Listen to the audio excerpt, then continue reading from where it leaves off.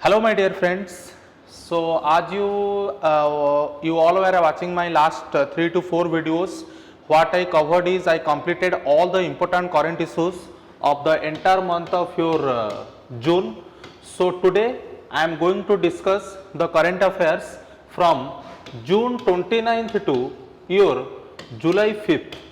So, in this today's video, I am going to complete the entire important issues or current affairs starting from 29th of June to July 5th.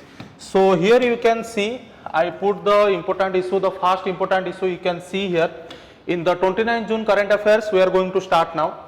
So, World Meteorological Organization finding on lightning strikes. So, it is one of the most important issue with respect to your prelims perspective.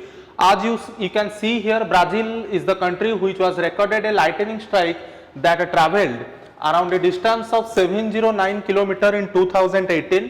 तो 2018 में सबसे लंबा अगर lightning हम लोग देखेंगे तो वो किस देश में रिकॉर्ड हुआ है? ब्राजील में. वो ये जो प्रीवियस रिकॉर्ड था, ये रिकॉर्ड था किसके द्वारा? यूएसए का जो एक स्टेट है जिसका नाम है ओक्लाहोमा, वहां पे था और इसका लेंथ था 321 किलोमीटर. आप लोग यहाँ पे देख सकते हो. इस बार जो हमारा 2018 में ये जो रिकॉर्ड हुआ है सबसे ज्यादा ब्राजील के द्वारा जो 709 किलोमीटर है, इसके पहले रिकॉर्ड था यूएसए के द्वारा, ओक्लाहोमा जो स्टेट है उनका, वहां पे कितना किलोमीटर? 321 किलोमीटर. तो अभी दूसरा इंपॉर्टेंट स्टेटमेंट है, यहाँ पे हम लोग यहाँ पे देख सकते हैं, Brazil has the highest incidence of lightning in the world.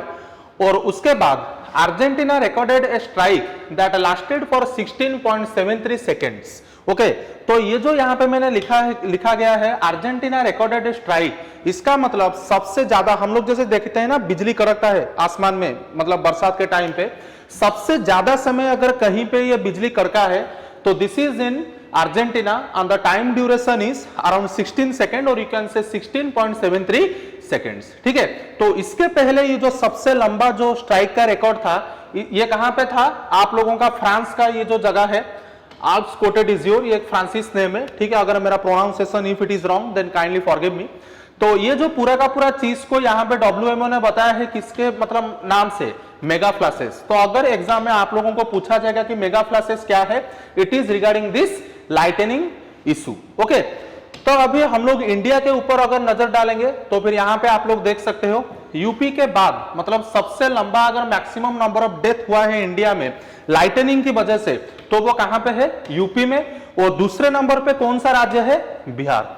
ठीक है, the first state in which the percentage of death is very high because of lightning, this is in the state of UP and the second position is taken by the state of Bihar. Okay, तो यहाँ पे आप लोग देख सकते हो बोला गया है कि बिहार में तकरीबन 170 लोगों का डेथ हुआ है बिकॉज ऑफ लाइटनिंग 2019 में.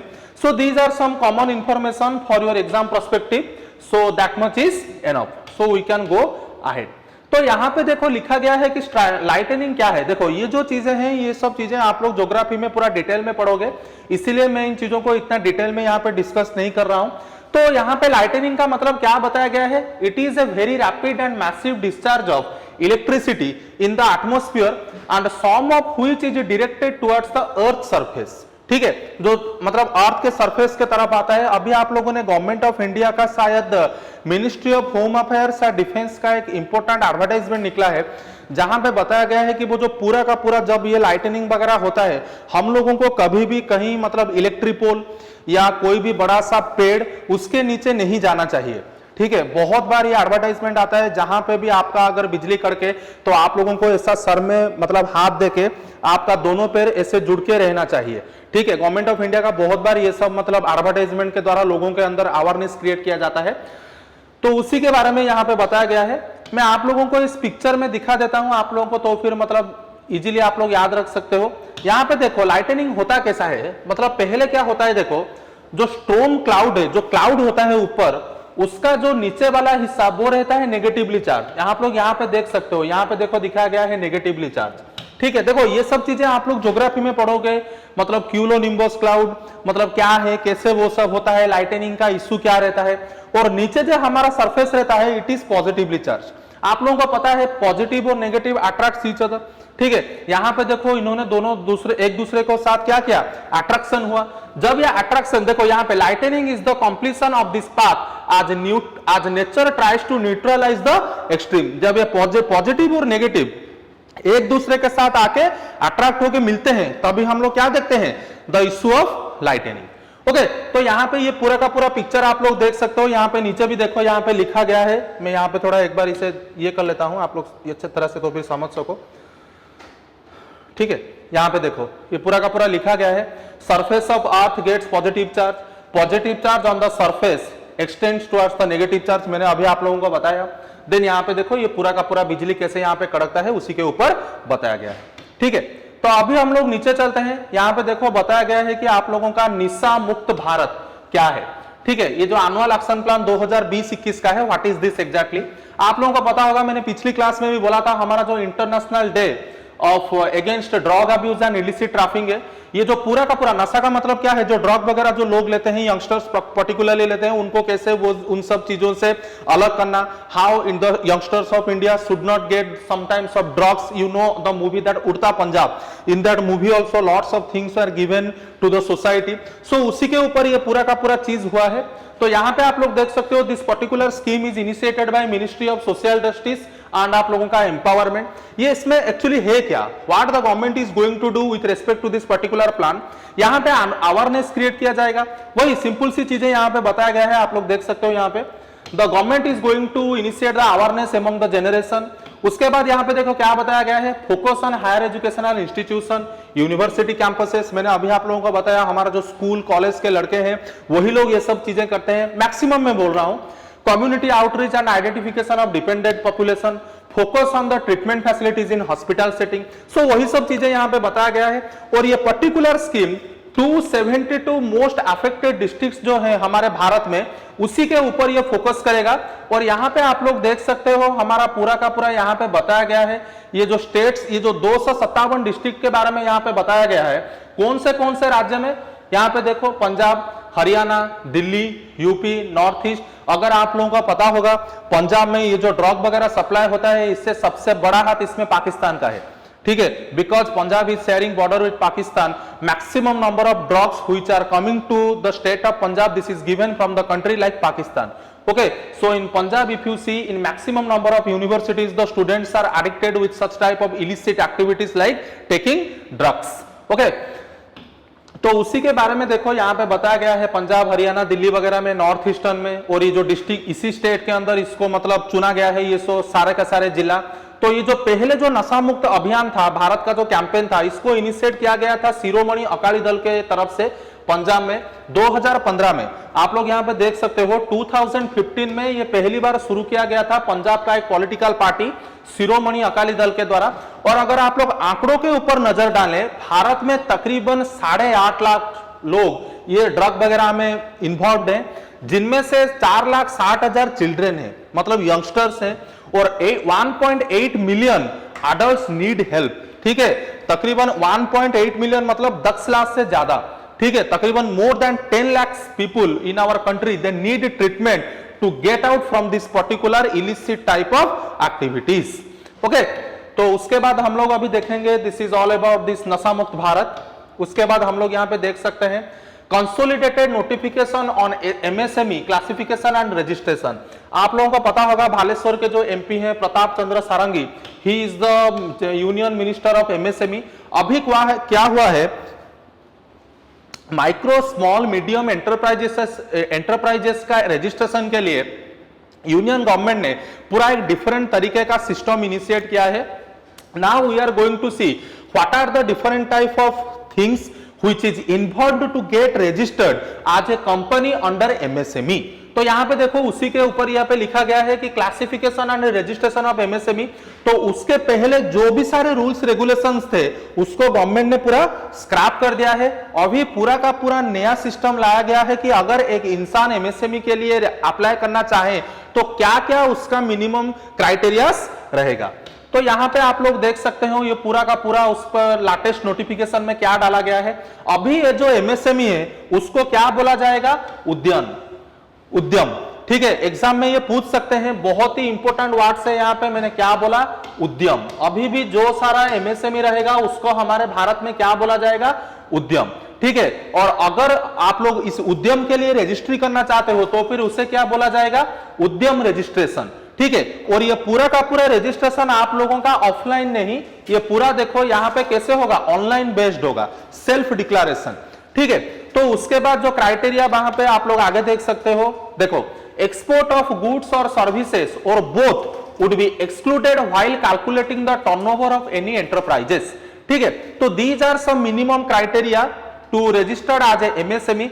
और सबसे इंपॉर्टेंट यहां पे देखो ये बताया गया है देखो, जब हम लोग एमएसएमई के बारे में बात करते हैं, whenever I am talking MSME, यहां पे पहले आता है आप लोगों का, देखो यहां पे लिखा गया है माइक्रो, उसके बाद आपका एस में आएगा स्मॉल, उसके बाद आएगा मीडियम। ठीक है, micro, small, medium, E for enterprises. अगर एक एंटरप्राइजेस को माइक्रो होना चाहिए तो माइक्रो के लिए देखो यहां पे एम के लिए इन्वेस्टमेंट, माइक्रो होने के लिए इन्वेस्टमेंट 1 करोड़ से ज्यादा नहीं हो सकता। मेरा बात समझ रहे हो मैं यहाँ पे जो बोल रहा हूं, if you want to be a particular entity, want to be a micro enterprise, it's total investment should not exceed 1 crore and turnover of 5 crore. मतलब if a company wants to become micro enterprises, its total investment should not be more than 1 crore rupees and its total turnover should not be more than 5 crore rupees. Similarly, अगर ये small होना चाहिए तो फिर investment 10 crore से ज्यादा नहीं हो सकता और यहां पे आपका टर्नओवर 50 करोड़ से ज्यादा नहीं हो सकता। Similarly, if I will talk regarding medium, उसी हिसाब से इन्वेस्टमेंट 50 करोड़ से ज्यादा नहीं हो सकता और टर्नओवर 250 करोड़ से ज्यादा नहीं हो सकता। अभी मैं इसको पूरा का पूरा इरेज कर देता हूं, फिर से मैं यहां पे बोल देता हूं, अच्छी तरह से आप लोग नोट कर लीजिए। If a company wants to become micro enterprise, its investment should not be more than 1 crore and its turnover should not be more than 5 crore. Similarly for small, investment should not be more than 10 crore and turnover should not be 50 crore. Similarly for medium, investment should not be 50 crore and turnover should not be 250 crore. So this is the most important fact you should remember for your exam perspective. Okay, तो उसके बाद यहाँ पे देख सकते हो एक दूसरा आंकड़ा दिया गया है। ठीक है, with around 63 million units throughout the geographical expanse of the country, MSME manufacturing जो जीडीपी में हमारा कितना यहाँ पे कंट्रीब्यूट करता है, देखो 6.11%। एमएसएमई हमारे जीडीपी का 6.11% कंट्रीब्यूट करता है। ठीक है, और सर्विस एक्टिविटीज में अगर आप लोग देखोगे 24.63%। और दूसरे सबसे बड़ा इंपॉर्टेंट यहां पे ये है, they have been provide employment to around 120 million. इसका कितना लाख हुआ, 1200 लाख। 120 मिलियन मतलब 1200 lakh people are employed under MSME and it contribute export। हमारे इंडिया का अगर 100% चीजें एक्सपोर्ट होता है उसमें से 45% कहां से आता है, एमएसएमई का।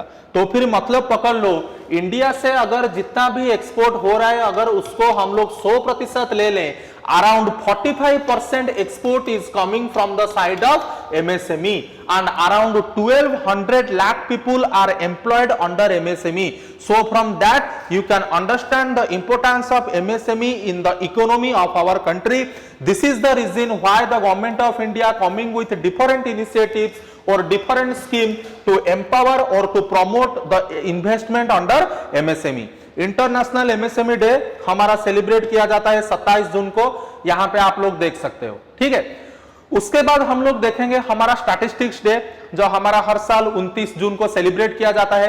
ये जो स्टैटिस्टिक्स डे है ये मोहलनोबिस जो पीसी मोहलनोबिस हैं उन्हीं के ऊपर, उन्हीं के जन्म वार्षिकी में ये मतलब इनिशिएट किया गया था।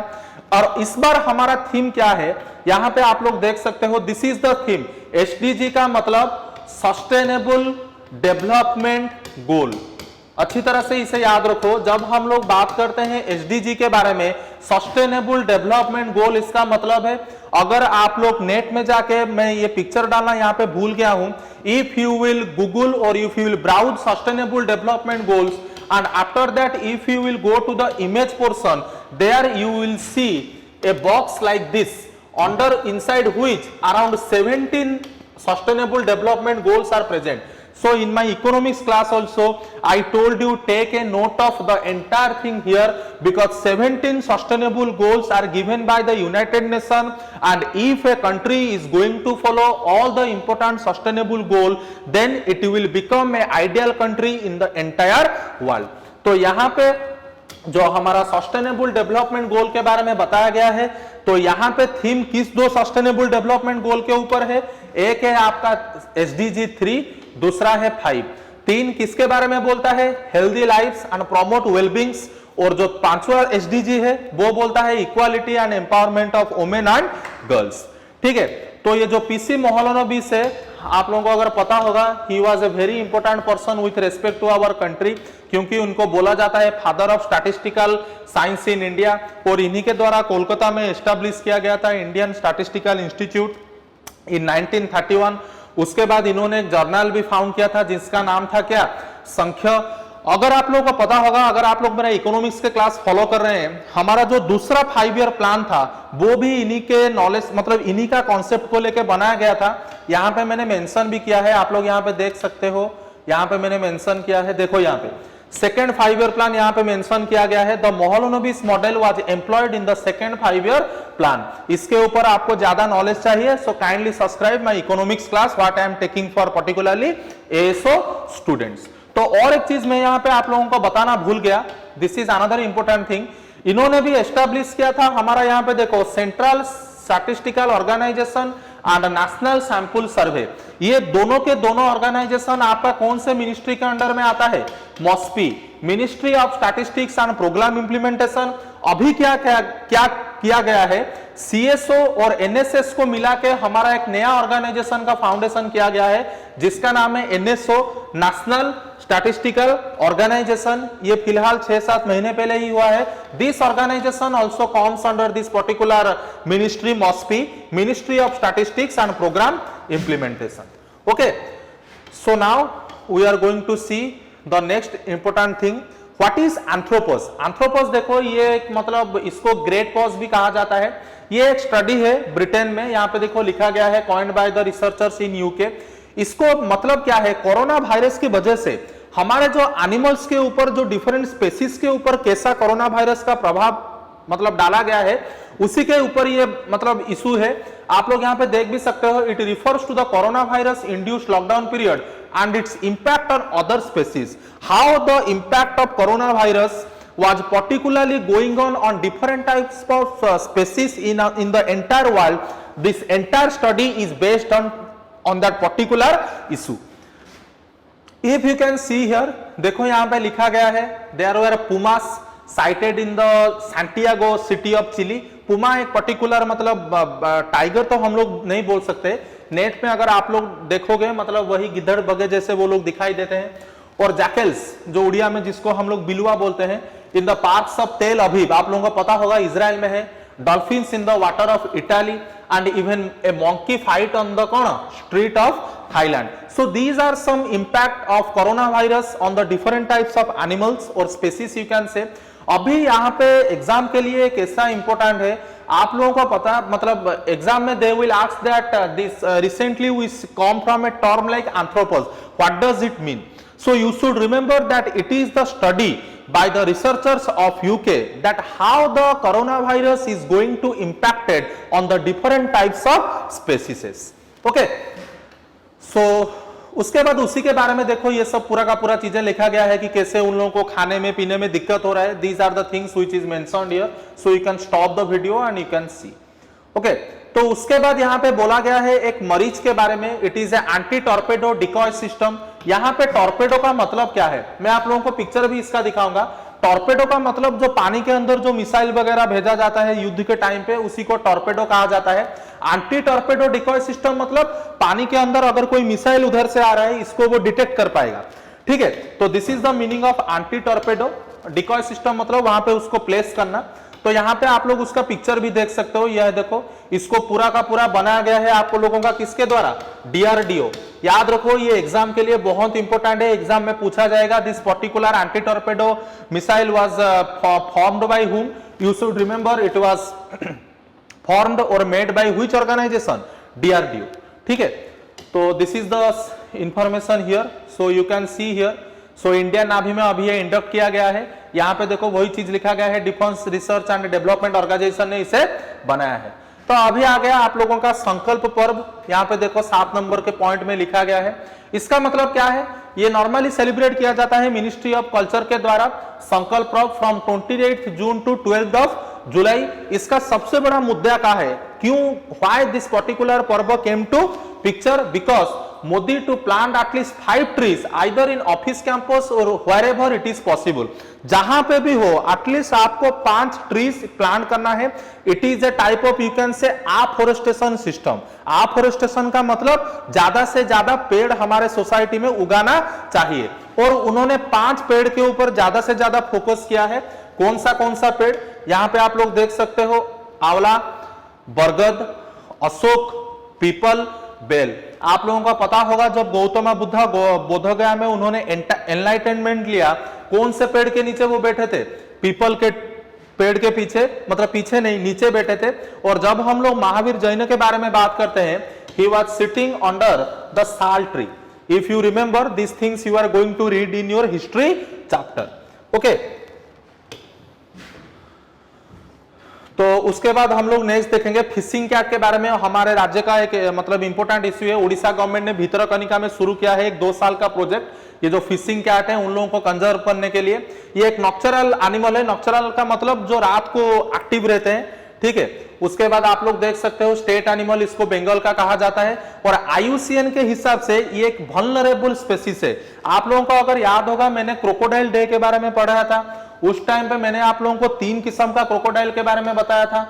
एक मैंने बताया था किसके बारे में, घड़ियाल, दूसरा मैंने बताया था यहाँ पे मुगर, और तीसरा मैंने बताया था सॉल्ट वाटर क्रोकोडाइल। अगर आप लोग अच्छे से मेरे वीडियो को फॉलो कर रहे हैं तो फिर आप लोगों को पता होगा मैंने ये सब चीजें डिटेल में डिस्कस किया है। तो kindly don't forget this things because they will ask in the exam.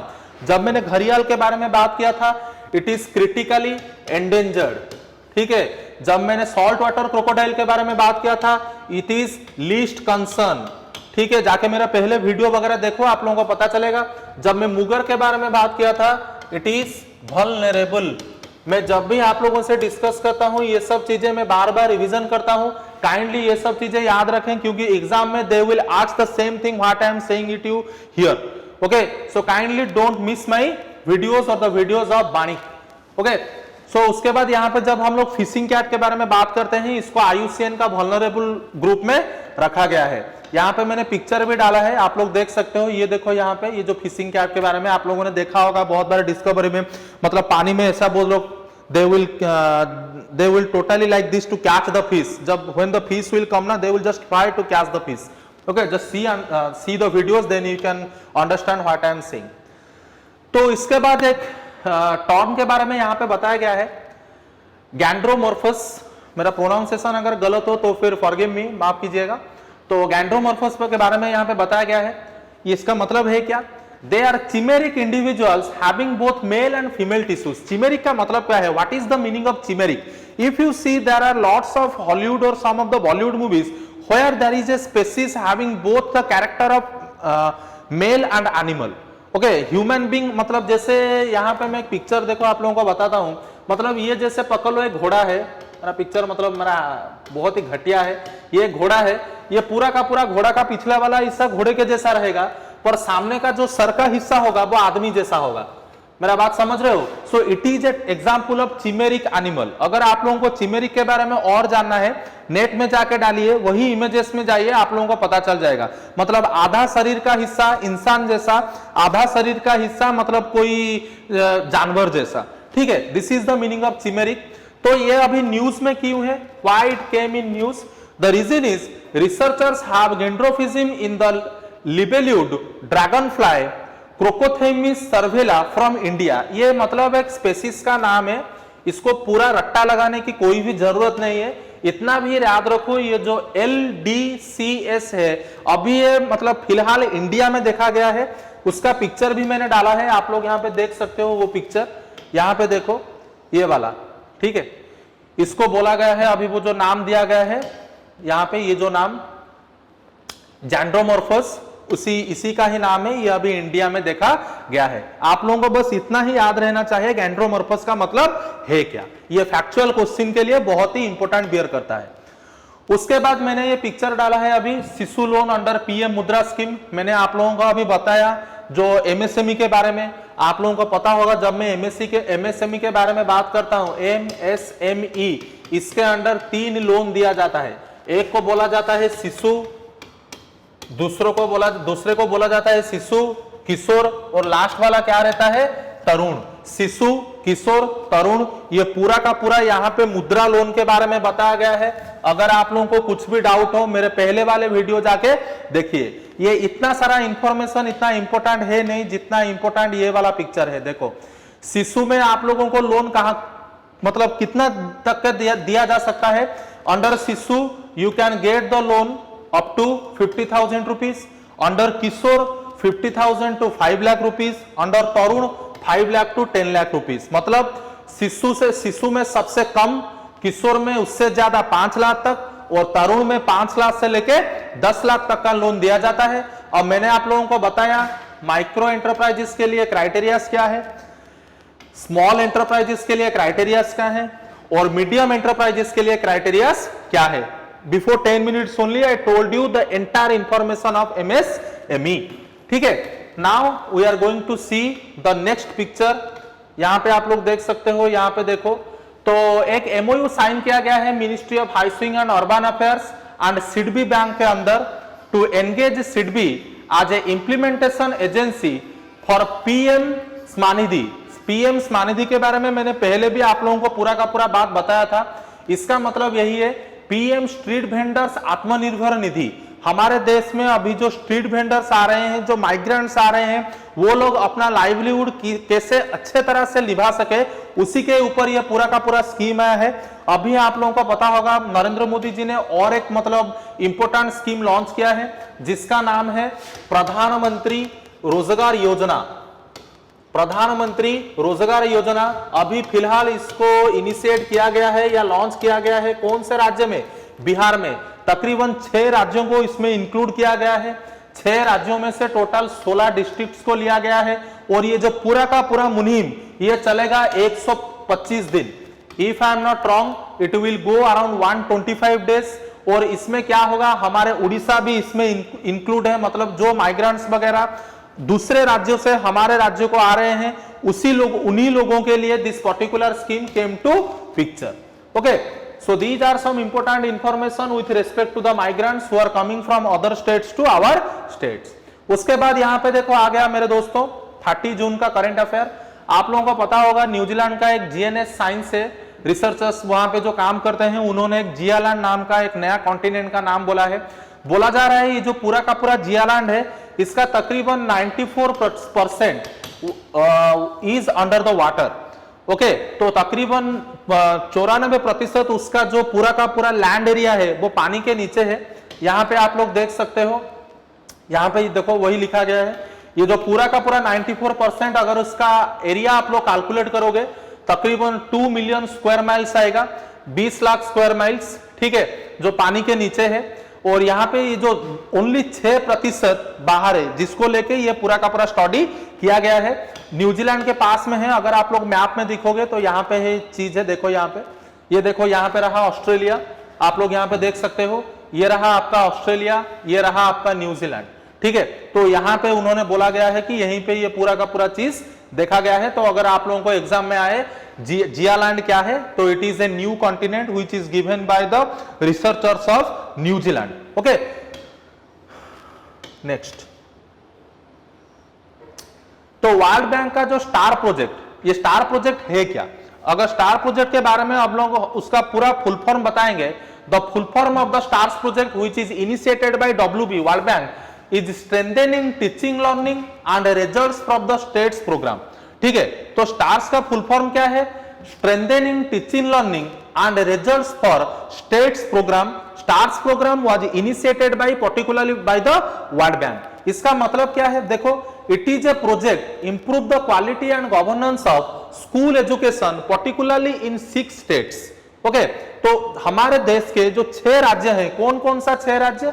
Himachal Pradesh, Kerala, Madhya Pradesh, Maharashtra, Orissa और राजस्थान। देखो जो भी सारा स्कीम आएगा गवर्नमेंट का या वर्ल्ड बैंक का, जितना भी स्कीम होगा आप लोगों को पता होगा उसमें शायद ही होंगे, मतलब शायद नहीं, हम लोग ऐसे बोल सकते हैं these two states will automatically come under that particular schemes because these states are not developed as compared to others। Orissa होगा, राजस्थान होगा, यहाँ पे मतलब झारखंड, छत्तीसगढ़, वेस्ट बंगाल नहीं है, पर यहाँ पे ये जो 3-4 स्टेट्स हमारे नॉर्थ और नॉर्थ ईस्टर्न में है, ये सब स्टेट्स गवर्नमेंट के स्कीम में होंगे ही होंगे। मैंने आप लोगों को अभी बताया प्रधानमंत्री रोजगार योजना, उसमें में भी जो 6 राज्यों को चुना गया है उसमें में भी Orissa and Rajasthan are present. Okay, तो but in the STARS project what are the 6 states? Orissa, Rajasthan, Madhya Pradesh, Himachal Pradesh, Kerala and Maharashtra. Okay, तो उसके बाद इसमें होगा क्या, ये कितने लोगों को फायदा पहुंचाएगा?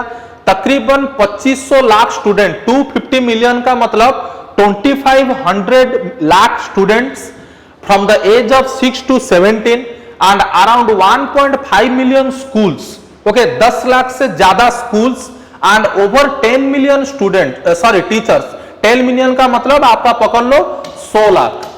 Whenever I am talking 1 million equal to 10 lakh, ठीक है, and 100 million, 10 million equal to 100 lakh। Okay, 100 lakh teachers इससे बेनिफिट उठा सकते हैं, ठीक है। सो देखो ये जो information, the thing why I am keeping it here because it is a OS current affair class, so you should know all the facts and information for your mains perspective. Okay, so kindly don't ignore this things. तो उसके बाद यहाँ पे देखो ये reform कैसे किया जाएगा, इसमें सबसे ज्यादा फोकस कहां पे रहेगा? आप लोगों का राज्य के ऊपर, डिस्ट्रिक्ट के ऊपर, सब डिस्ट्रिक्ट लेवल में, मतलब it is a fully decentralised approach. Decentralised approach का मतलब आप लोग समझते हो, इकोनॉमिक्स के क्लास में मैंने आप लोगों को बताया था डिसेंट्रलाइज्ड, इसका ऑपोजिट क्या होगा? What is the opposite of decentralised? Centralised. जब हम लोग सेंट्रलाइज्ड के बारे में बात करते हैं it is top to bottom, जब मैं डिसेंट्रलाइज्ड के बारे में बात करता हूं बॉटम टू टॉप। हमारे देश में NITI Aayog is a example of decentralised organisation, but when I am talking regarding planning commission it is a centralised organisation. Okay, तो हमारे देश के मुताबिक डिसेंट्रलाइज अगर कोई भी अनुष्ठान होगा तो फिर अच्छा होगा, बिकॉज नीचे से पूरा शुरू होके ऊपर तक जाएगा, ठीक है।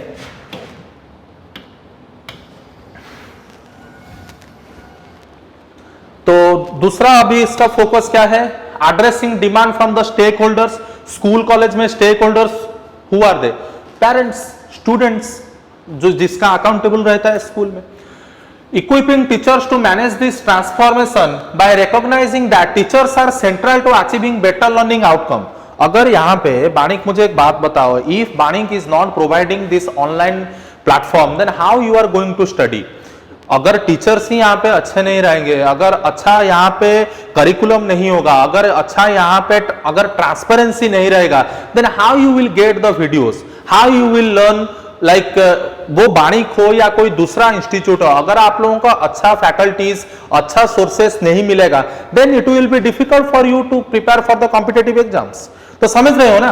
तो इसीलिए यहाँ पे सबसे बड़ा चीज टीचर स्टूडेंट्स अकाउंटेबिलिटी अच्छा रहना चाहिए। तो फिर ये पूरा का पूरा स्टार प्रोजेक्ट्स किसके द्वारा शुरू किया गया है? वर्ल्ड बैंक के द्वारा, particularly in that particular 6 states.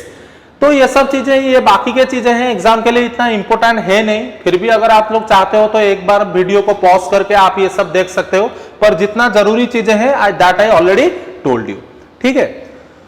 तो फिर उसके बाद हम लोग देखेंगे scheme for formalisation of micro food processing enterprises, जिसको पूरा का पूरा बोला गया है prime minister FME, formalisation of micro food enterprises, ठीक है। तो इसको यहाँ पे देखो इंप्लीमेंट किया गया है 5 साल के लिए, ठीक है। तो इसमें ये स्कीम के बारे में है क्या, ये स्कीम पर्टिकुलरली चीज है क्या, यहाँ पे देख सकते हो। ये अप्रूवल है कैबिनेट, यूनियन कैबिनेट के द्वारा, और ये पर्टिकुलरली अनऑर्गेनाइज सेक्टर के लिए निकला है। पूरे भारत में जो भी अनऑर्गेनाइज सेक्टर्स हैं उन्हीं के लिए है। I want to tell you one important thing here. Before that also I discussed when I did my previous videos, 2 types of sectors are there, unorganise sector, और इसको आप लोग बोल सकते हो इनफॉर्मल सेक्टर। उसी तरह से दूसरा आएगा आपका ऑर्गेनाइज्ड सेक्टर, या उसे आप लोग बोल सकते हो फॉर्मल सेक्टर। इसका मतलब क्या है, मुझे एक बात बताओ, अनऑर्गेनाइज सेक्टर का मतलब क्या है और ये ऑर्गेनाइज सेक्टर का मतलब क्या है? ऑर्गेनाइज सेक्टर मतलब आप लोग बैंक्स पकड़ लो, कोई बड़ा सा आईटी कंपनी पकड़ लो, गवर्नमेंट ऑफिसर्स पकड़ लो, because in that particular organisations they are getting proper PF, they are getting insurance, they are getting salary, they are having holidays facilities. But take the conditions of daily worker, they are not organized or formal workers, they are totally informal or unorganized workers, because for them there is no pf, there is no insurance, even they cannot. Just take an example of a person who is working in a grocery shop, उसके पास कोई PF insurance वगैरह holiday का कोई भी मतलब package नहीं है, वो वहां पे अकाउंटेबल है काम करने के लिए, उसको कोई मतलब उसका सैलरी स्लिप वगैरह वहां पे नहीं दिया जाता, ठीक है। So this is a example of, और you can say the difference between the unorganised sector and the organised और फॉर्मल सेक्टर, ठीक है। तो ये जो प्रधानमंत्री आपका ये जो पूरा का पूरा एफएमई फूड मैन्युफैक्चरिंग, मैंने आप लोगों को इसका फुल फॉर्म में यहाँ पे बताया, formalisation of micro food enterprises, ये किसके लिए आया है? अनऑर्गेनाइज्ड सेक्टर के लिए। यहां पे क्या होगा, मतलब इसका ऑब्जेक्टिव क्या है?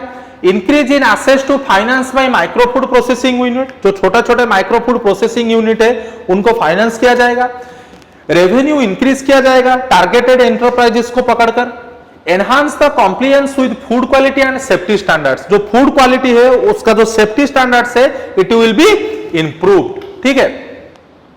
तो यहां पे देखो transition from unorganised sector to formal sector, मैंने आप लोगों को अभी डिफरेंस बताया। वुमेन एंटरप्राइजेस के ऊपर सबसे ज्यादा मतलब ध्यान दिया जाएगा। Minor forest produce, minor forest produce में आप लोग ले सकते हो timber, lac, honey, these are the examples of your minor forest produce. और ये जो पूरा का पूरा स्कीम है आप लोग यहां पे देख सकते हो, ये एक सेंट्रली स्पॉन्सर्ड स्कीम है। सेंट्रली स्पॉन्सर्ड स्कीम का मतलब क्या है? सेंट्रली स्पॉन्सर्ड का मतलब some money will be given by the union government and the rest amount will be given by the state government. Here it is a 60-40 ratio, that means 60% money is given by the central government, 40% amount will be given by the state government. If I will tell that it is a centrally sector scheme, that means all the amount will be given by the state, central or union government. Try to understand the difference between the centrally sponsored and centrally sector. When I am talking regarding centrally sector, that means all the money is given by the union government. When I am telling you that centrally sponsored, that means some money is given by the union and rest amount will be given by the state government. Okay. So next we are going to see. So उसी के ऊपर ये पूरा का पूरा चीज यहाँ पे लिखा गया है, आप लोग देख सकते हो। हाँ, तो around 2 lakh micro enterprises are to be assisted with credit link subsidy. तो यहाँ पे क्लस्टर अप्रोच रहेगा। क्लस्टर अप्रोच मतलब स्मॉल छोटे छोटे जगह को लेके पूरा बड़ा का पूरा मतलब fast we are going to give importance to small areas, after including small areas it will become a large area. Cluster approach का मतलब छोटे छोटे जगह के ऊपर ज्यादा से ज्यादा ध्यान देना, ठीक है। तो उसके बाद इसका देखो एडमिनिस्ट्रेटिव एंड इंप्लीमेंटेशन मैकेनिज्म, ये स्कीम को मॉनिटर किया जाएगा किसके द्वारा? इंटर मिनिस्टेरियल एम्पावर्ड कमिटी के द्वारा, जिसका चेयरमैनशिप खुद रहेंगे। तो यहाँ पे स्टेट लेवल में इसको चेयर किया जाएगा चीफ सेक्रेटरी के द्वारा। चीफ सेक्रेटरी आपको पता होगा हमारे राज्य में 30 जिले हैं। In Odisha there are around 30 districts, every district there is a collector and all the collectors are accountable to the chief secretary. वैसे ही सेंटर के लेवल में रहता है आपका कैबिनेट सेक्रेटरी, ठीक है। तो यहाँ पे देखो नेशनल लेवल यहाँ पे लिखा गया है, portal would be set up wherein applicants and individual enterprises could apply to participate in the scheme. Online ये होगा। तकरीबन 8 lakh micro enterprises will be benefited from this scheme. आप लोगों को पता चल रहा है ये आंकड़ा? 8 लाख जो माइक्रो एंटरप्राइजेस है वो इस स्कीम के माध्यम से बेनिफिट उठा सकते हैं, ठीक है। उसके बाद हम लोग देखेंगे ये पूरा का पूरा देखो यहाँ पे बताया गया है, this project is likely to generate 9 lakh skilled and semi skilled jobs, मतलब तकरीबन 9 लाख जॉब ये क्रिएट करेगा। उसके बाद देखो 25 लाख जो on registered food processing enterprises है which constitute around 98% of the sector and are unorganized and informal. Nearly 66% of these units are located in which place? Rural areas. या इसका मतलब क्या है? हमारे देश में तकरीबन 25 lakh on registered food processing enterprises हैं, जिसमें से 98% of the sector are unorganised, मतलब वो 98% वो फॉर्मल नहीं है। These are the important facts what they are going to ask in the prelim exam. So my dear friends, the thing what I kept in different color, kindly don't omit it.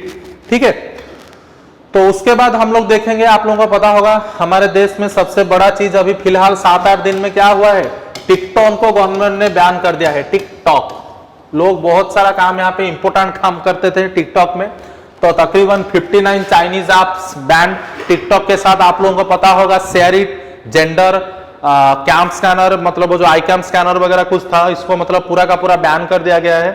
तो यहाँ पे मैंने Galwan valley का issue मेरे पिछले video में पूरा आप लोगों को समझाया था, इसमें कुछ डिस्कस करने जैसा है ही नहीं, बस ये एक इंफॉर्मेशन है दैट यू शुड रिमेंबर। और सबसे इंपॉर्टेंट अगर इसमें कुछ है that you should remember that this particular decision came according to the, यहां पे देखो section 69A of the IT act. ठीक है, एग्जाम में ये पूछा जा सकता है कि कौन से एक्ट को लेके ये पूरा का पूरा 59 जो चाइनीज ऐप को बैन कर दिया गया। This is according to section 69A of IT act और information technology act. It is much more important with respect to for our exam perspective. उसके बाद यहाँ पे देखो हमारा जो कंट्रोलर जनरल ऑफ इंडिया है, drug controller general of India, उन्होंने कोवैक्सीन को बोला है कि ये पहला कोविड वैक्सीन है जिसको बनाया गया है आईसीएमआर और पुणे का बेस्ड जो नेशनल इंस्टीट्यूट ऑफ वायरोलॉजी के मदद से, और इसको डेवलप करने वाला और कोई नहीं, वो है भारत बायोटेक। ठीक है, यहाँ पे आप लोग देख सकते हो Bharat biotech collaboration with ICMR और नेशनल इंस्टीट्यूट ऑफ वायरोलॉजी। ये जो आईसीएमआर के बारे में मैं बोल रहा हूँ, इसको फॉर्म किया गया था 1911 में। ठीक है, अभी फिलहाल इसका चेयरमैन कौन है? बलराम भार्गव। अच्छी तरह से याद रखना, ICMR was formed in 1911, that means I am talking during the period of Britishers, and अभी इसका चेयरमैन किसके पास है? बलराम भार्गव। ठीक है, तो यहाँ पे जो मैंने ये पिक्चर डाला है, देखो ये सब चीजें प्रीलिम मेंस के लिए आपका बहुत इंपॉर्टेंट रहेगा। कोई भी वैक्सीन हो वो ये 6 स्टेजेस देके जाता है। ठीक है, this is the proper 6 stages that a vaccine should go through. अभी आप लोगों ने देखा होगा the Ramdev Baba also claim that he introduced और discovered the vaccine for coronavirus named as Coronil. पर ये जो कोरोनिल है, उसके बाद आयुष मिनिस्ट्री ने उनको बोला कि इस तरह का बेकार की स्टेटमेंट मत दिया कीजिए। अगर आपका पूरा का पूरा मेडिसिन ये 6 प्रोसीजर होके नहीं गया है, then you can not say that it is a vaccine. पहला स्टेज क्या है? एक्सप्लेनेटरी, मतलब आप लोग बोलोगे कि इसमें कौन सा कोजा, मतलब इसका कंपोजिशन क्या है। उसके बाद प्री क्लिनिकल, प्री क्लिनिकल का मतलब इसका टेस्ट होगा। उसके बाद क्लिनिकल डेवलपमेंट, उसके बाद रेगुलेटरी रिव्यू एंड अप्रूवल, उसके बाद मैन्युफैक्चरिंग, उसके बाद क्वालिटी कंट्रोल। अगर एक मेडिसिन ये 6 स्टेज देके जाता है तो फिर ही हम लोग बोल सकते हैं that it is A proper medicine. पहले एक्सप्लेनेटरी, उसके बाद प्री क्लिनिकल, उसके बाद क्लिनिकल डेवलपमेंट, उसके बाद रिव्यू होगा, उसके बाद मैन्युफैक्चर उसको किया जाएगा, फाइनली उसका क्वालिटी देखा जाएगा। ठीक है, तो कंपनी अभी कोरोफ्लू भी एक बनाया गया है। ठीक है, तो कंपनी के द्वारा, वही कंपनी के द्वारा जो एक नाजल वैक्सीन है, नाक के द्वारा उसे इंजेक्ट किया जाता है। तो उसके बाद हम लोग देखेंगे जो हमारा इंटरनेशनल डे ऑफ पार्लियामेंटरिज्म है, इसको याद रखने की इतनी जरूरत नहीं है, बस आप लोग याद रखो इसको सेलिब्रेट किया जाता है 30 जून को। ठीक है, this particular day was celebrated every year in 30 जून। ठीक है, तो उसके बाद हम लोग यहाँ पे देख सकते हैं आरआईसी के बारे में बोला गया है, बहुत इंपॉर्टेंट ऑर्गेनाइजेशन है। आरआईसी का मतलब रसिया, इंडिया, चाइना। ये जो पहला, ये अभी इसका एक वीडियो कॉन्फ्रेंस हुआ है, हमारे जो एस जयशंकर जो हमारे एक्सटर्नल अफेयर्स मिनिस्टर हैं, ये आरआईसी का आइडिया पहले दिया गया था एक रशियन पॉलिटिशियन के द्वारा, जो प्रधानमंत्री भी रशिया के बन चुके हैं 1998 से लेकर 99 तक। उनका नाम क्या है, यहाँ पे आप लोग देख सकते हो, येवगेनी प्राइमाकोव। ठीक है, प्रोनाउंसिएशन कभी कभी गलत हो जाता है क्योंकि हम लोग ऐसे, हमारा नामकरण नहीं होता है, कुछ अलग किस्म का नाम है, तो ये नाम आप लोग याद रख सकते हो। रसिया का जो एक्स फॉर्मर जो प्राइम मिनिस्टर थे येवगेनी प्राइमाकोव, तो उन्हीं के दिमाग का मतलब यू कैन से he was the brain child of RIC। Western influence को कंट्रोल करने के लिए ऑर्गेनाइजेशन बनाया गया था RIC, रसिया, इंडिया, चाइना। उसके बाद अभी हम लोग देख सकते हैं ये जो हमारा एक जो 2 टाइम कॉमनवेल्थ गेम में जो गोल्ड विनर थे रेसलर, जिनका, सॉरी रेसलर बोल रहा हूं, वेट लिफ्टर, भारोत्तोलन, जिनका नाम है संजीता चानू, ये मणिपुर से है, आप लोगों को याद रखना चाहिए, सी इज फ्रॉम मणिपुर। इनको अभी डोपिंग टेस्ट में क्लियर चिट दे दिया गया है, तो इसीलिए उनको अर्जुन अवार्ड 2018 का अभी वापस मिल गया। आप लोगों को याद रखना चाहिए ये जो गोल्ड मेडल जीते थे 2014 में, कहां पे, ग्लासगो, और 2018 में ऑस्ट्रेलिया में जो गोल्ड कोस्ट में हुआ था। तो in this 2 cases this particular girl जिनका नाम है संजीता चानू, इन्होंने गोल्ड मेडल जीता था, किसमें, वेट लिफ्टिंग में। ठीक है, तो उसके बाद मानसून के बारे में बोला गया है कि अभी इंडियन मेट्रोलॉजिकल डिपार्टमेंट ने बोला है कि मानसून 12 दिन पहले ही आ गया। आप लोगों को अगर पता होगा ज्योग्राफी में, आप ये सब चीजें पूरा का पूरा पढ़ोगे, साउथ वेस्ट मानसून कैसे आता है, नॉर्थ ईस्ट मानसून का मतलब इंपैक्ट कैसा रहता है, एल नीनो ला नीना का मतलब इंपैक्ट कैसा है, this things you are going to read in your geography class. तो IMD के बारे में देखो, यहाँ पे बताया गया है, जिसको फॉर्म किया गया था 1875 में। ठीक है, तो IMD यहाँ पे हमारा मिनिस्ट्री ऑफ अर्थ साइंस के अंडर में आता है। ये पूरा का पूरा इंफॉर्मेशन देखो यहाँ पे दिया गया है, मिनिस्ट्री ऑफ अर्थ साइंस। ठीक है, इसका जिसका हेडक्वार्टर कहां पे है आपका, दिल्ली में। ठीक है, it is one of the 6 regional specialised meteorological centre, किसके अंडर में आता है, WMO, वर्ल्ड मेट्रोलॉजिकल ऑर्गेनाइजेशन। इसको 1875 में बनाया गया था। इसका हेडक्वार्टर कहां पे है, दिल्ली में है, और मिनिस्ट्री ऑफ आर्ट साइंस के अंडर में ये आता है। तो उसके बाद फिर यहाँ पे देख सकते हो नरेंद्र मोदी ने लॉन्च किया है आत्मनिर्भर उत्तर प्रदेश रोजगार योजना, योगी आदित्यनाथ जी के स्टेट में। आत्मनिर्भर उत्तर प्रदेश योजना फोकस करेगा किसके ऊपर, generating employment for those migrant worker of UP. हर जगह पे the same thing is going on, migrant workers are coming from different states like southern states, your Chennai, Kerala, Maharashtra, Gujarat. From these places only the migrant workers are coming to the states like Odisha, Rajasthan, UP, MP, Chhattisgarh, Jharkhand. So the government is now promoting, or the government is now coming with beautiful schemes, particularly for the livelihood of these migrant workers. तो अभी दोस्तों now we are going to see the current affairs of 1 जुलाई। तो 5 जुलाई का जो सबसे important current affairs अभी है, यहाँ पे देखो लिखा गया है प्रधानमंत्री गरीब कल्याण अन्न योजना के बारे में। तो ये बोला जा रहा है अभी हमारे नरेंद्र मोदी के द्वारा अभी ये एक्सटेंड करने वाले हैं प्रधानमंत्री गरीब कल्याण अन्न योजना, जिसके लिए गवर्नमेंट अभी मतलब फिलहाल डिसाइड किया है स्पेंड करने के लिए तकरीबन 90,000 करोड़ रुपया। ठीक है, जिसमें फ्री फूड दिया जाएगा गरीब लोगों को।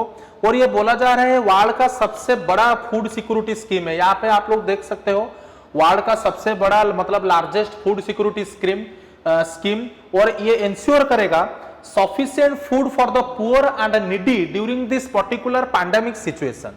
ठीक है, इसमें अभी क्या क्या दिया जाएगा, यहाँ पे देखो ये सबसे इंपॉर्टेंट चीज है याद रखने के लिए, 5 किलो फूड ग्रेन और 1 किलोग्राम हर महीना दिया जाएगा। फिर से मैं यहाँ पे आप लोगों को फिर से बोल रहा हूं, मतलब फूड ग्रेन कितना मिलेगा, 5 केजी, और ग्राम कितना मिलेगा, 1 केजी। ठीक है, सो ये एग्जाम के लिए बहुत इंपॉर्टेंट है, इसे याद रखो।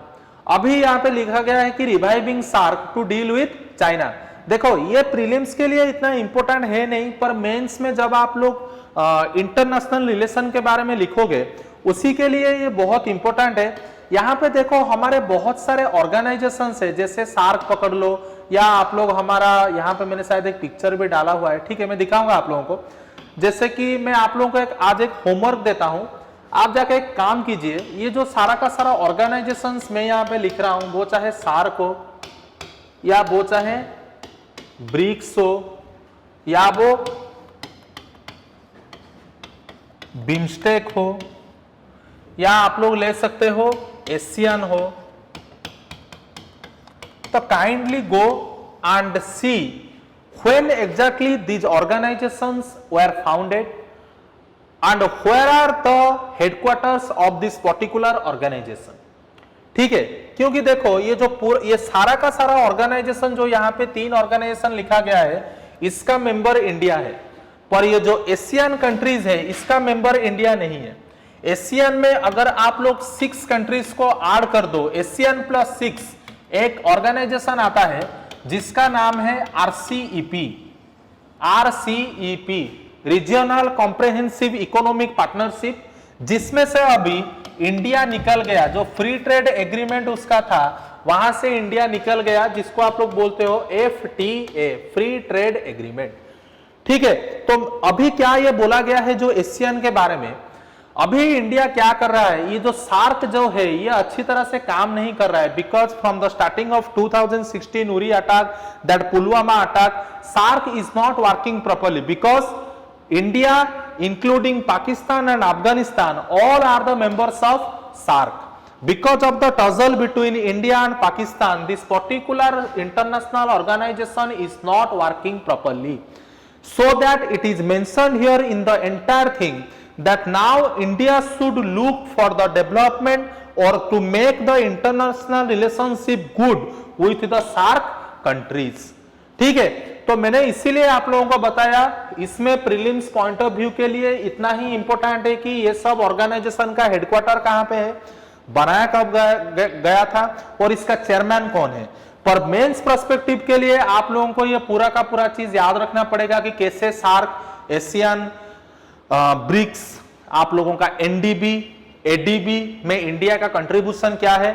Just go and browse it in your internet, otherwise I will come with a different video to make you understand regarding these things. ठीक है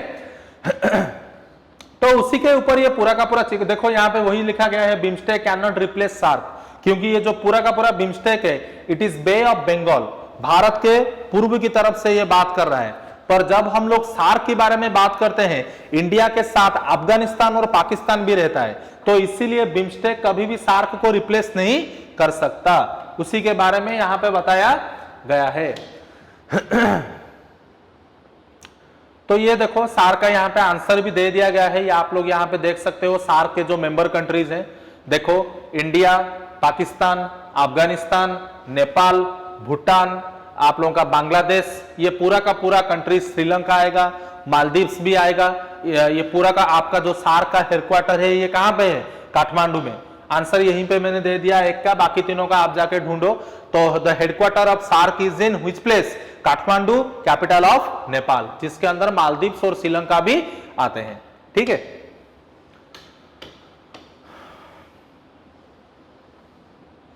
साउथ ईस्ट है, उसी पूरा का पूरा इंफॉर्मेशन मतलब वर्ल्ड बैंक कैसे क्या मेंस पॉइंट ऑफ व्यू से बताया गया है।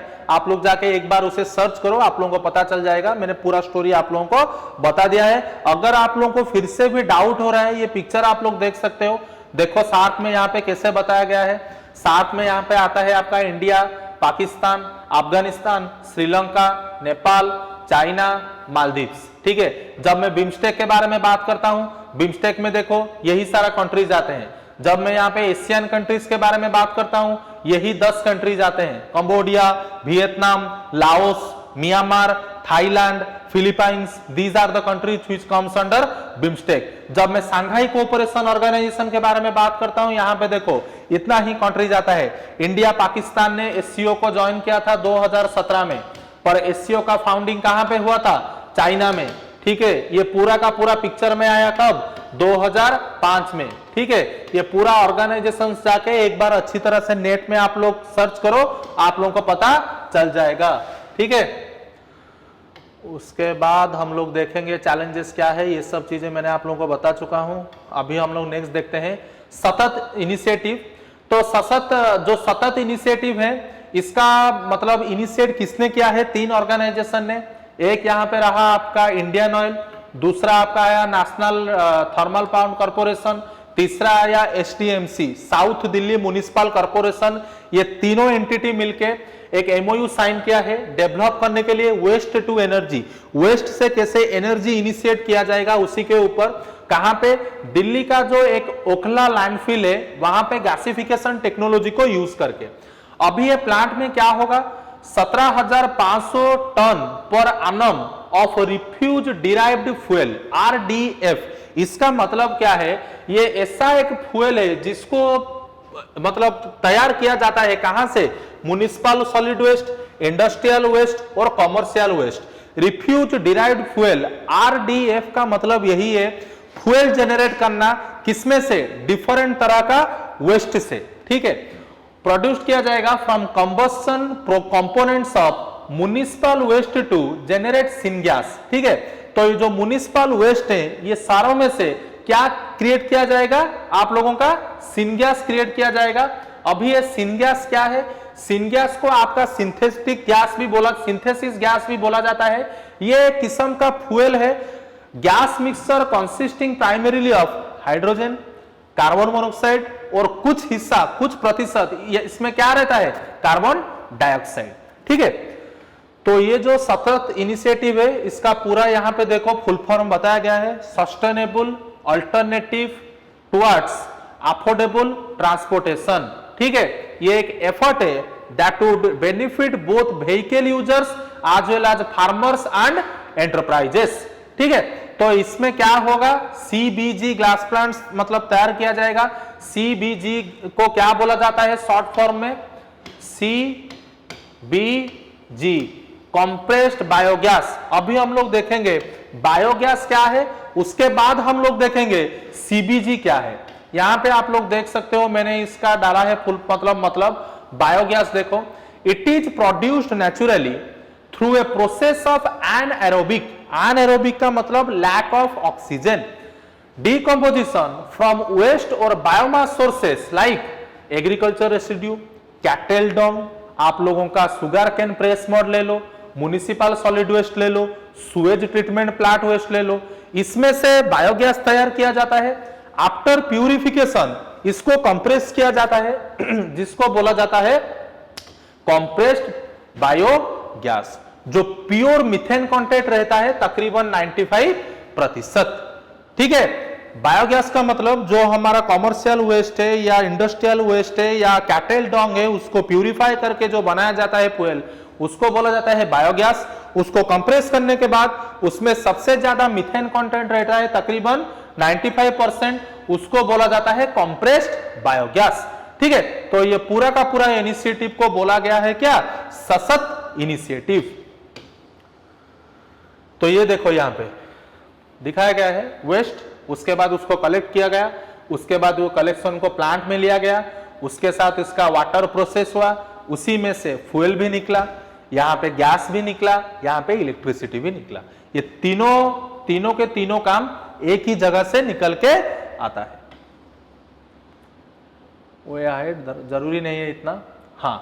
Clean energy can support India's economic recovery post कोविड-19, मतलब पोस्ट कोविड-19 का मतलब क्या है, कोविड-19 क्राइसिस के बाद जो हमारा क्लीन एनर्जी अगर हम लोगों को मिलेगा, ये इंडिया का इकोनॉमी को रिकवर करने के लिए सपोर्ट करेगा। कब, कोविड-19 क्राइसिस के बाद। ये पूरा का पूरा रिसर्च किया गया है नीति आयोग और एक इंस्टीट्यूट है जिसका नाम है रॉकी माउंटेन इंस्टीट्यूट, इन्होंने ये पूरा का पूरा रिपोर्ट को पब्लिश किया है।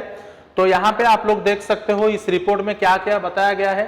तो चैलेंजेस पोस्ट बाय कोविड-19, जाहिर सी बात है भाई, हमारे देश में अभी अगर आप लोग पूरा का पूरा विश्व में देखोगे, मतलब all the entire country, maximum number of developed countries in addition to United Nation, they are much more worried about the renewable energy, how to improve the percentage of renewable energy as compared to the conventional energy.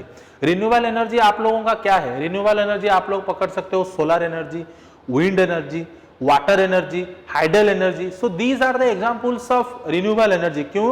Because it is not going to be finished, because up to when the world is going to be exist, we are going to get such type of energies.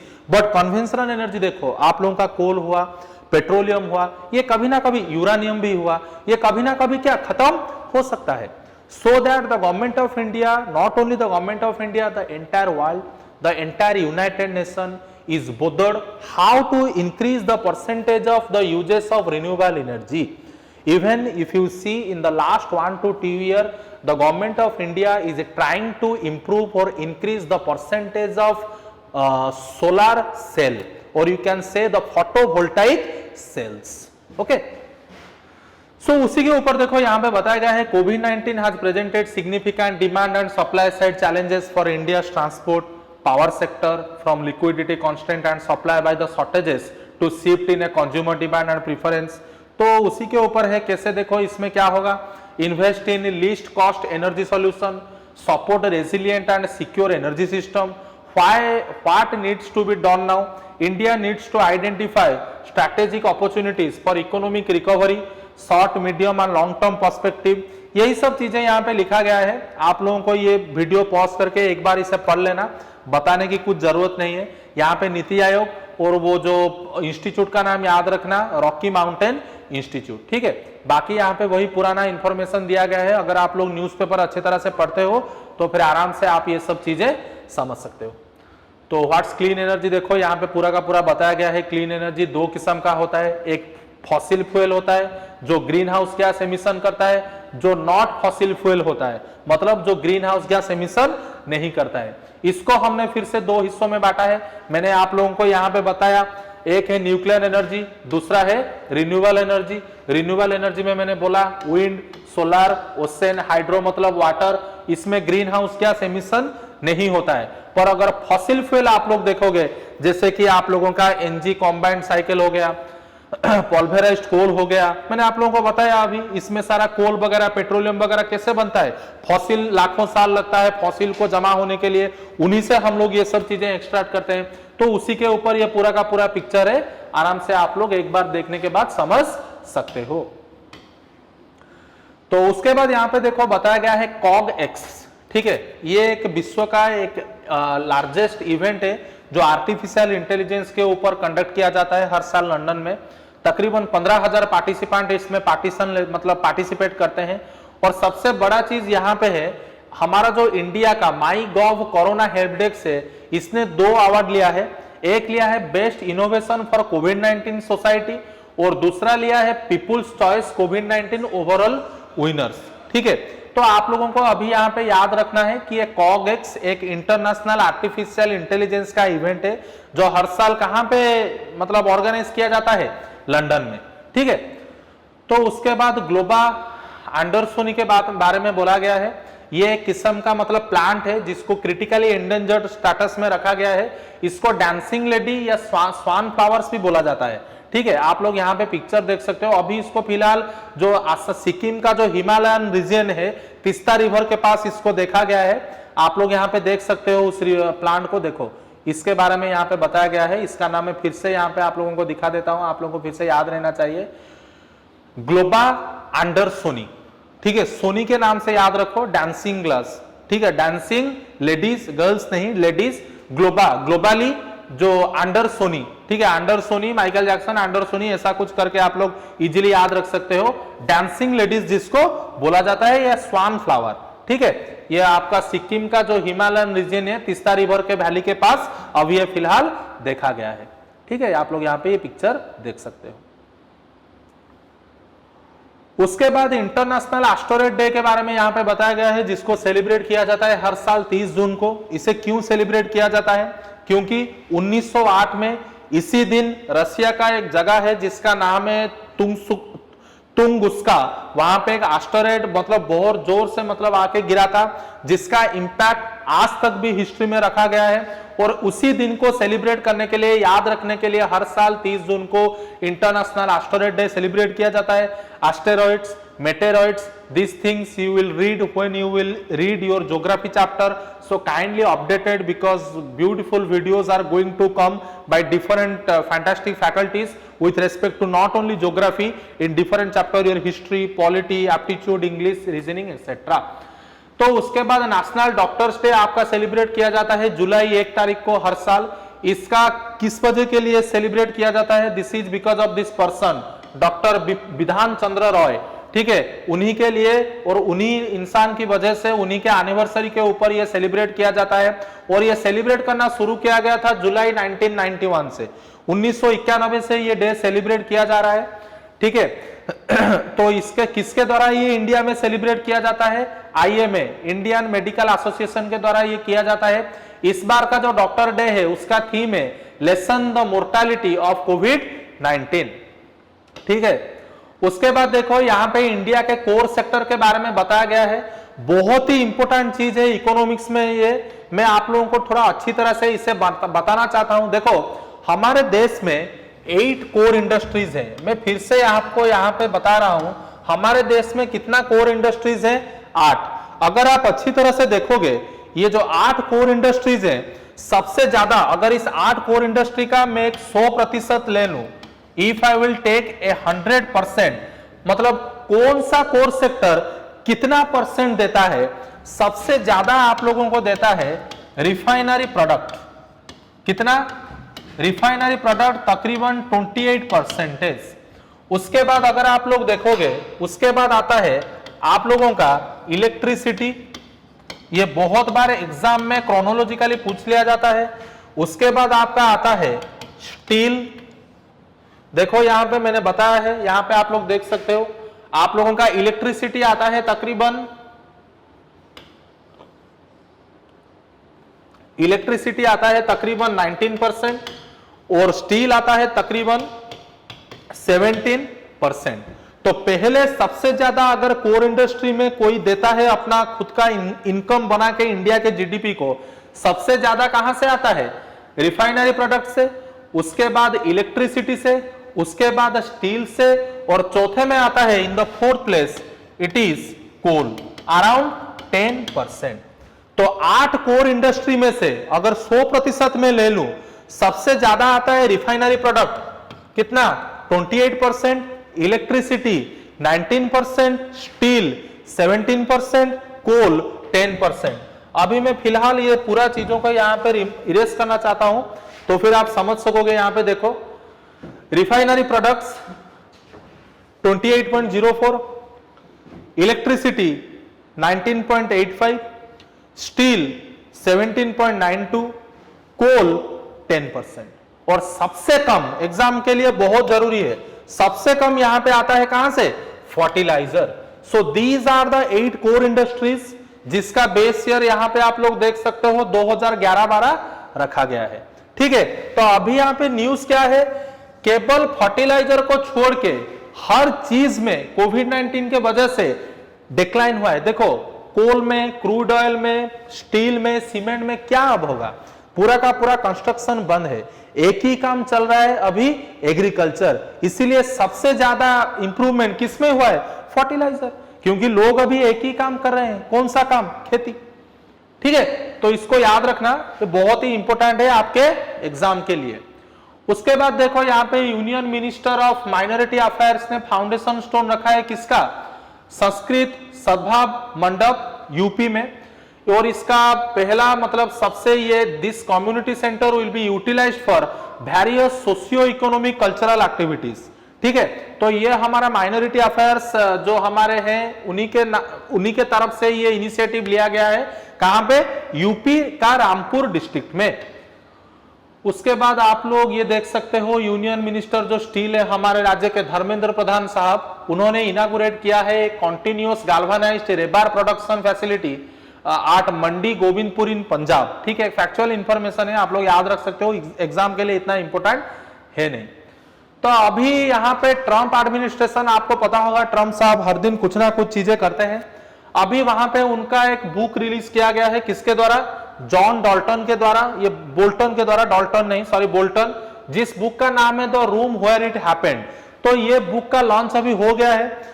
या इस book में बहुत सारा चीज Trump के बारे में मतलब अगेंस्ट में लिखा गया है, because the election of America is going to happen in this 2020 November, so that Mr. Trump tried a lot to stop the launching of this book, but somehow this book came to picture. You should remember one thing, that this book is written by John Bolton and the name of the book is The Room Where It Happened. Kindly don't forget these things, very much important for your exam. So उसके बाद यहाँ पे plasma bank के बारे में बोला गया है दिल्ली चीफ मिनिस्टर के द्वारा। आप लोगों को मैं एक ओवरऑल व्यू दे देता हूँ, ये प्लाज्मा एक्चुअली है क्या। देखो अगर हम लोग अपने ब्लड के बारे में यहाँ पे बात करेंगे, अगर हमारा ब्लड में हम लोग देखेंगे तकरीबन 55% इज प्लाज्मा। ठीक है, अगर हम लोग हमारे ब्लड का 100% लेंगे उसमें से 55% क्या है? प्लाज्मा। ये 55% में से अगर हम लोग देखेंगे 92%, जो 55% यहां पे मैंने प्लाज्मा बोला है, इसका 92% क्या है? पानी है। ठीक है, बाकी जो 7% जो 8% रहा, इसमें से 7% क्या है? विटामिन से, बाकी 1% अलग से चीज। बाकी जो 1% रहा वो लोग आप बोल सकते हो वो शुगर, सॉल्ट, हार्मोन्स, वो सब आता है।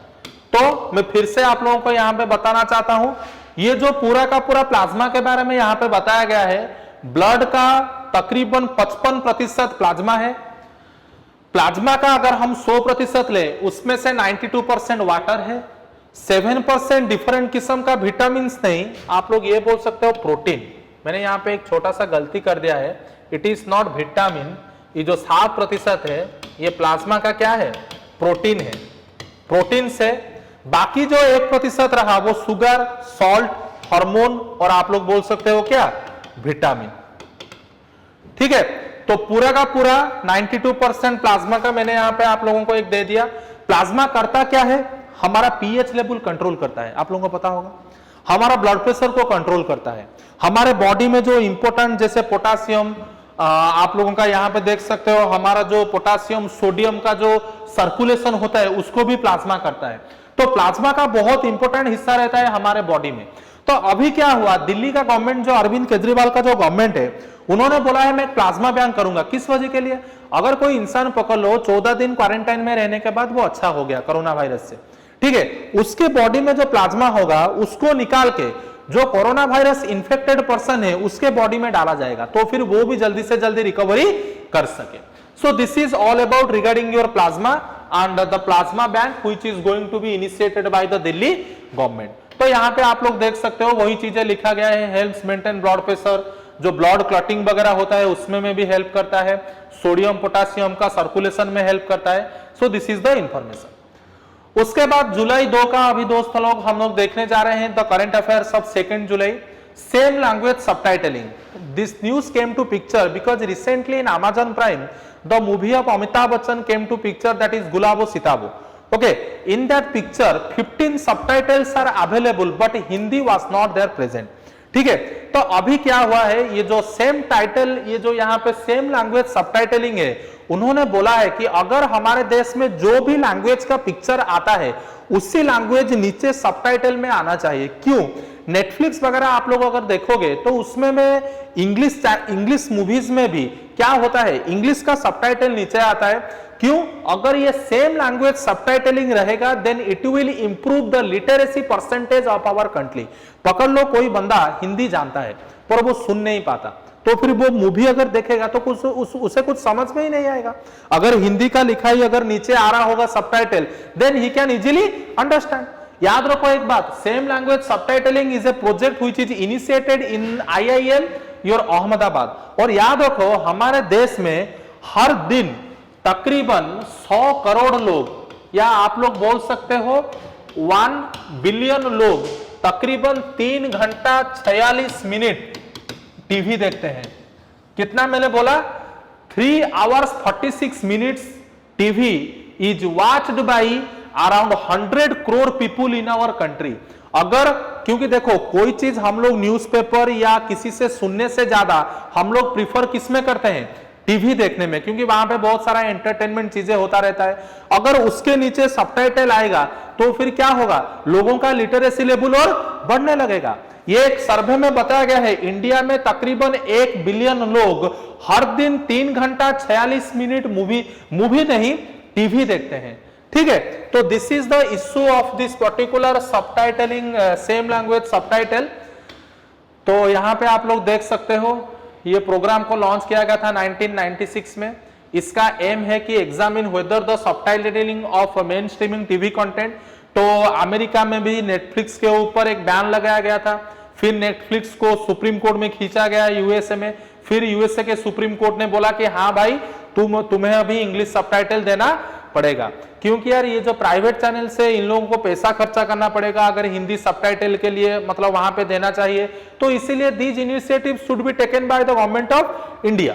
ओके, तो लॉट्स ऑफ इंफॉर्मेशन यहाँ पे आप लोग देख सकते हो। देखो यही चीज मैंने आप लोगों को बताया, close to 1 billion viewers in India, 3 घंटा 46 मिनट, ठीक है, वही चीजें यहाँ पे लिखा गया है। एवरीडे देखते हैं मूवी, ठीक है, मूवी नहीं टीवी बोल सकते हो। तो यहाँ पे कोविड-19 पैंडेमिक सिचुएशन में क्या होगा, लोग अभी घर नहीं जाएंगे, मतलब कहीं काम पे भी नहीं जाएंगे, स्टूडेंट्स वगैरह वो इंस्टीट्यूट कॉलेज स्कूल सब बंद रहेगा। अगर ये पूरा का पूरा चीज अगर टीवी में से सबटाइटल आ गया तो ऑटोमेटिकली ये हमारा लिटरेसी लेवल को क्या करेगा, डेवलप करेगा, ठीक है। तो फिर अभी यहाँ पे नेक्स्ट देखो G4 वायरस के बारे में यहाँ पे बताया गया है रिसर्चर्स के द्वारा। आप लोगों को पता होगा चाइना में एक फिर से एक वायरस आ गया, that can be infect humans, ठीक है, G4 वायरस, जिसको बोला जाता है H1N1 फ्लू वायरस, ये पिग से होता है, ठीक है, H1N1 आप लोगों को याद रखना है, this virus is H1N1 flu virus, ठीक है।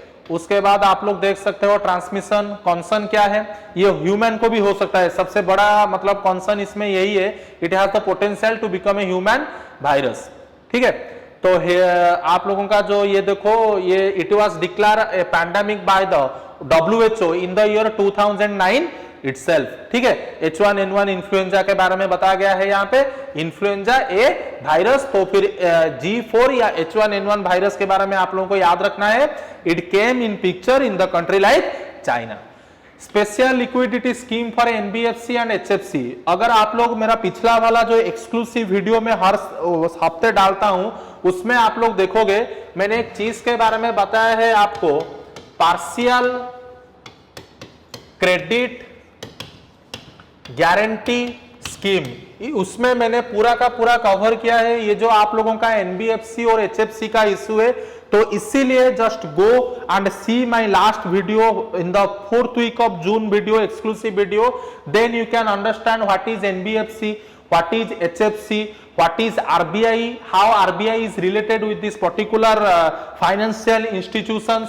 So kindly go and watch my previous June 4th week video for exclusive. On safety on Nai Valley and Vizag disasters. अभी फिलहाल क्या हुआ है, एक बॉयलर ब्लास्ट हुआ है 2 months में तमिलनाडु में, दूसरा बार ये हुआ है। The blast took place of the power plant of the central government own NLC India limited, और कहां पे, Cuddalore is a place in Tamil Nadu, Chennai में है ये, ठीक है। तो यहां पे देखो ये फिर से this once again underscore the value of safety protocols. आप लोगों को पता होगा अभी हमारे भाईजाक में एक बहुत ही बड़ा LG पॉलीमर का ब्लास्ट हुआ था, जिसमें तकरीबन 5-6 किलोमीटर के दायरे तक लोगों के ऊपर वो इंपैक्ट भी डाला था। तो यहाँ पे देखो इंडियन बॉयलर एक्ट के बारे में बताया गया है कि जो ब्रिटिश जमाने का है 1923 से एनेक्टेड। इसका ऑब्जेक्टिव क्या है, to provide mainly for the safety of the life and the property of a person from a danger of explosion of steam boiler and for achieving uniformity in registration। मतलब अभी आप लोगों को पता चल रहा होगा कि स्टीम बॉयलर है क्या। ये स्टीम बॉयलर का मतलब देखो यहाँ पे बताया गया है इस एक्ट का सेक्शन 2 में, boiler is any closed vessel, मतलब कोई भी एक क्लोज्ड वेसल ले लो, ठीक है, closed vessel exceeding 22.75 liters in capacity which is used expressly for generating steam under pressure and includes any mounting or other fitting attached to such vessel। कोई भी vessel ले लो जिसका वजन वो कितना ले सकता है, तकरीबन 22 लीटर, ठीक है, उसी को बोला गया है।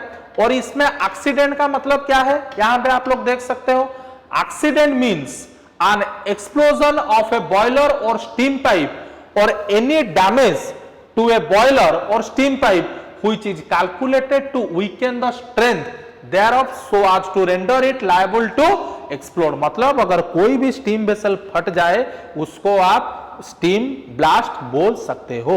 ये पूरा का पूरा चीज आप लोगों का बताया गया है किसमें, इंडियन बॉयलर एक्ट जो बनाया गया है ब्रिटिश के टाइम पे 1923 में, जिसको अभी भी फॉलो किया जा रहा है। और ये पर्टिकुलर ब्लास्ट हुआ है आपका एक कडलूर डिस्ट्रिक्ट इन कहां पे, चेन्नई में, ठीक है। तो अभी देखो 5वां न्यूज, न्यू बटरफ्लाइज जो हमारा उड़िया में बोलते हैं प्रजापति, उसको मतलब अरुणाचल प्रदेश में डिटेक्ट किया गया है। किसके द्वारा? लेपिडोप्टेरिस्ट के द्वारा, जो मतलब बटरफ्लाई वगैरह के ऊपर स्टडी करते हैं, जिसका नाम पहले का नाम रखा गया है, देखो यहाँ पे बताया गया है, पहले का नाम है स्ट्रिप्ड हेयर स्टिक, जिसको मतलब डिटेक्ट किया है कहां पे? विजयनगर, जो बॉर्डर करता है म्यांमार के साथ। दूसरा को डिटेक्ट किया गया है यहाँ पे एल्यूसिव प्रिंस, जिसका नाम रखा गया है, इसको देखा गया है नामदफा नेशनल पार्क के पास। ये भी आप लोगों का अरुणाचल प्रदेश में आएगा।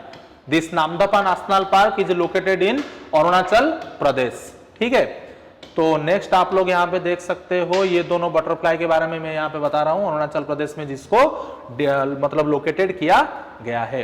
वर्ल्ड का पहला जो ऑनलाइन बीएससी डिग्री प्रोग्राम है, जो डाटा साइंस, यहाँ पे देखो आईआईटी मद्रास ने शुरू किया है। ठीक है, इसमें क्या होगा? The programme will have videos from the faculty, weekly assignment, because देखो कोरोना के लिए अभी हर जगह पे ये सारा चीज चल रहा है। यहाँ पे भी देखो बानिक में हम लोग ऑनलाइन प्लेटफॉर्म में आप लोगों के लिए वीडियो बना रहे हैं। तो ये जो पूरा का पूरा वर्ल्ड का जो पहला ऑनलाइन बीएससी डिग्री प्रोग्राम है, आईआईटी मद्रास के द्वारा इनिशिएट किया गया है। इसमें कौन कौन एनरोल कर सकते हैं आप लोग यहाँ पे देख सकते हो। जो 12th पास की the students who already passed class 12th with English and math at the class 10th level. ठीक है, तो इसमें इतना ही है, बाकी और कुछ नहीं है।